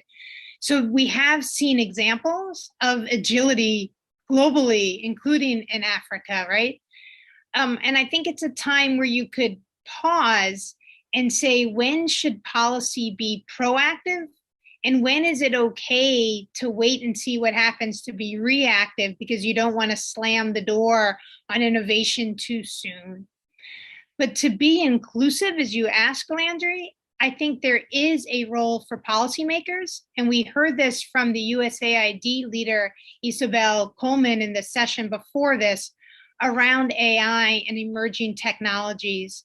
There should be explicit policies now that says that AI should not be used to exacerbate inequalities, for mass surveillance, for human rights abuses. There's a role for what we call precision regulation. You don't have to have all the answers and to thought through, because I agree, as what Luis said, that leaders need to know technology in order to set policy. Even in the US, we have that gap, right? I mean, that's a worldwide gap. But there's some things we can all agree on as common sense, or at least shared values. And we can put that into law now, that high risk AI, a technology that makes a decision without a human, which is not technology we do, But an AI that makes a decision without a human involved that affects our livelihood, that affects our health, that affects our income, our job prospects, that should have an impact assessment before it's on the market. That should be tested for bias.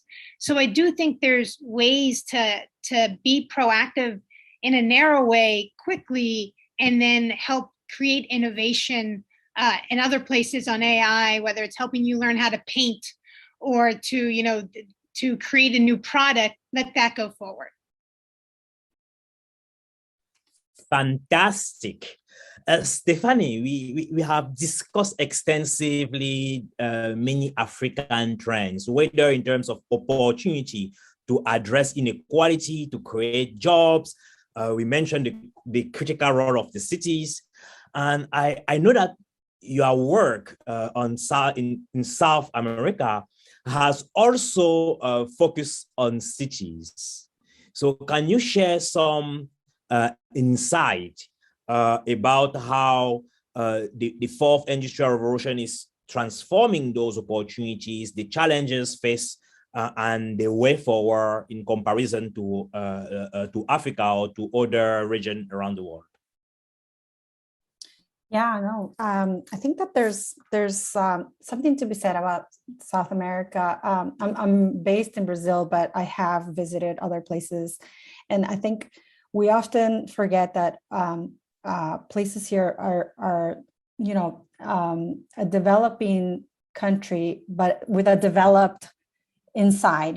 There's pockets here of highly developed areas. So Brazil makes Boeing 707s competing in the marketplace with Canada. Brazil makes, and I'm focusing on Brazil because that's my lived experience, but I know Chile, Argentina, some of the things that are coming out of these places are really great. And I think that the challenge is sometimes to bridge that gap, because some of the services that are available for the elite or for the middle upper class is not necessarily the services that are available for all. And I think that's where, making smarter policies comes in. But a great deal, I think, is being done in terms of identifying within cities, within logistics, within supply chains, just identifying what are some of the bottlenecks. So we talked about physical bottlenecks. Of course, there is, infrastructure issues, and you will see a huge in the state of Sao Paulo versus some of the Amazon states. What infrastructure is available? What kind of physical digital infrastructure is available is huge. But nonetheless, I think technology has been used in great ways to identify other types of bottlenecks, such as other capitals, so human capitals, financial capitals, resource capital, and how we move those across the logistic chains. And also, I think when we talk about agility, it's not just building stuff, not hard infrastructure, but also how do we upgrade it? How do we maintain it? How do we manage it? Right? How do we find supplemental systems to the ones that are currently there? Because whether it's water or electricity, some of these infrastructure is already aging. So how do we make smarter infrastructure so that it's easy to manage, to go with the demands, with the growing cities, and I think all of that comes back to something I mentioned before, is how do we put the right data in the right hands at the right time, so that the information that we're gathering with IoT and the satellite data and all of that is actually being put in a manner, in a way that decision makers can make something of it. And I think that there are some great private sector that is doing that, but we want to make that sure that is also being translated to the public sector. And I have seen that there is quite a bit in skilling, the people that need to be, and there's a reverse also as well that I've seen, which is creating open calls for issues that cities are having. and then letting the the startup ecosystem and the new ideas kind of flow in and see if they can meet those gaps. And so there's a lot in terms of, I think where there is needs, there's always somebody to solve it. And certainly Africa and South America are known for this kind of, we call it hacking, some call it agility, whatever you want to, I think we're really great at doing that. Fantastic. And who are the leaders and who are the laggards when we speak about disruptive innovation and the fourth industrial revolution in South America, whether in terms of countries or in terms of cities? Stephanie? I don't dare want to say. There's so much happening out there. I don't know. I mean, I know that there are hubs and they tend to attract a lot of people. I know, for example, I took part for some time as teaching, startup about sustainability, the startup world. And I know that Chile got very well identified for this Chile startup. So they would fund you as long as you came there and you made things happen.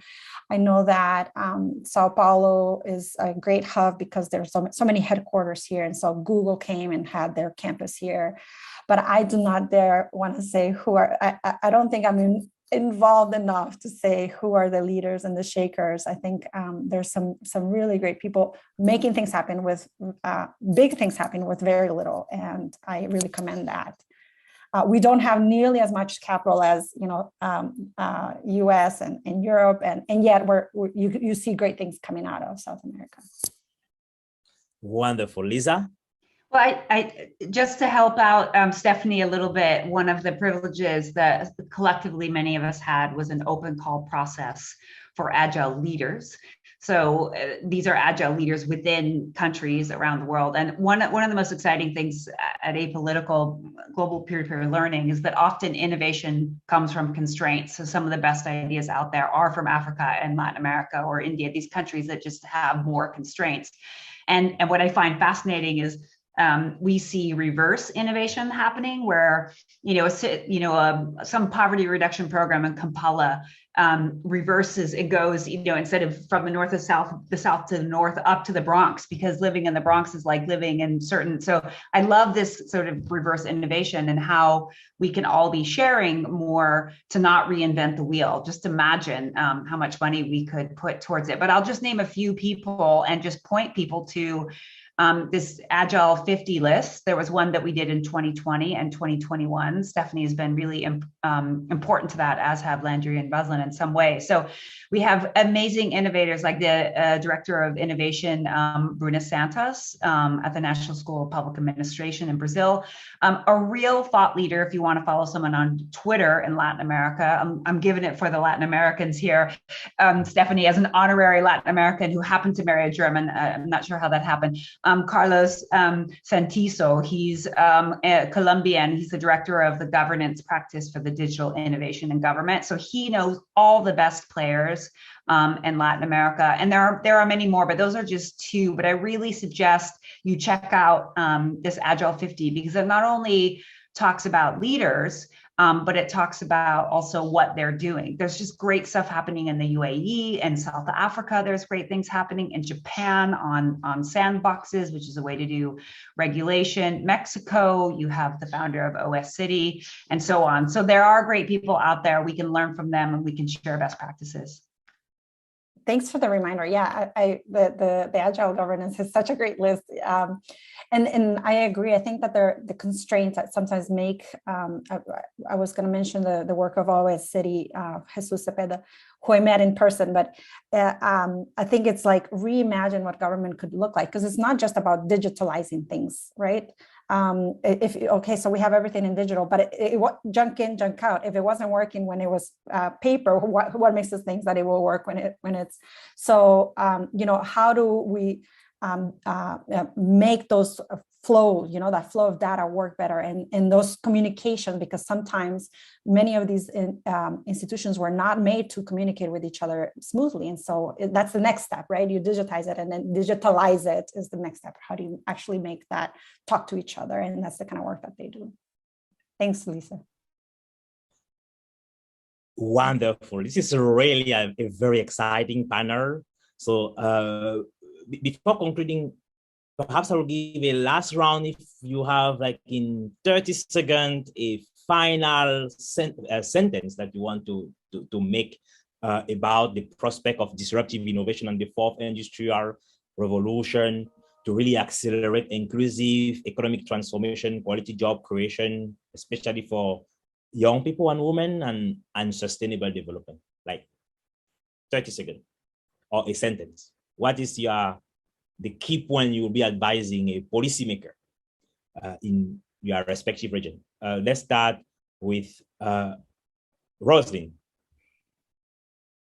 Thank you. I would go back to precision regulation. Innovation and trust can coexist, but we must root out bias in AI, and then we can see the benefits of augmented intelligence through public-private partnerships.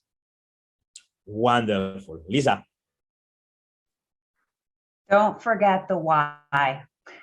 A lot of times we get caught up in the what and the how in these conversations, and we have to say, why are we doing this? And not just in a defensive or reactive way, but what's the sort of world that we want to live in? Have we asked that question? And is the technology actually helping us, or are we being responsive to a product because it's in front of us?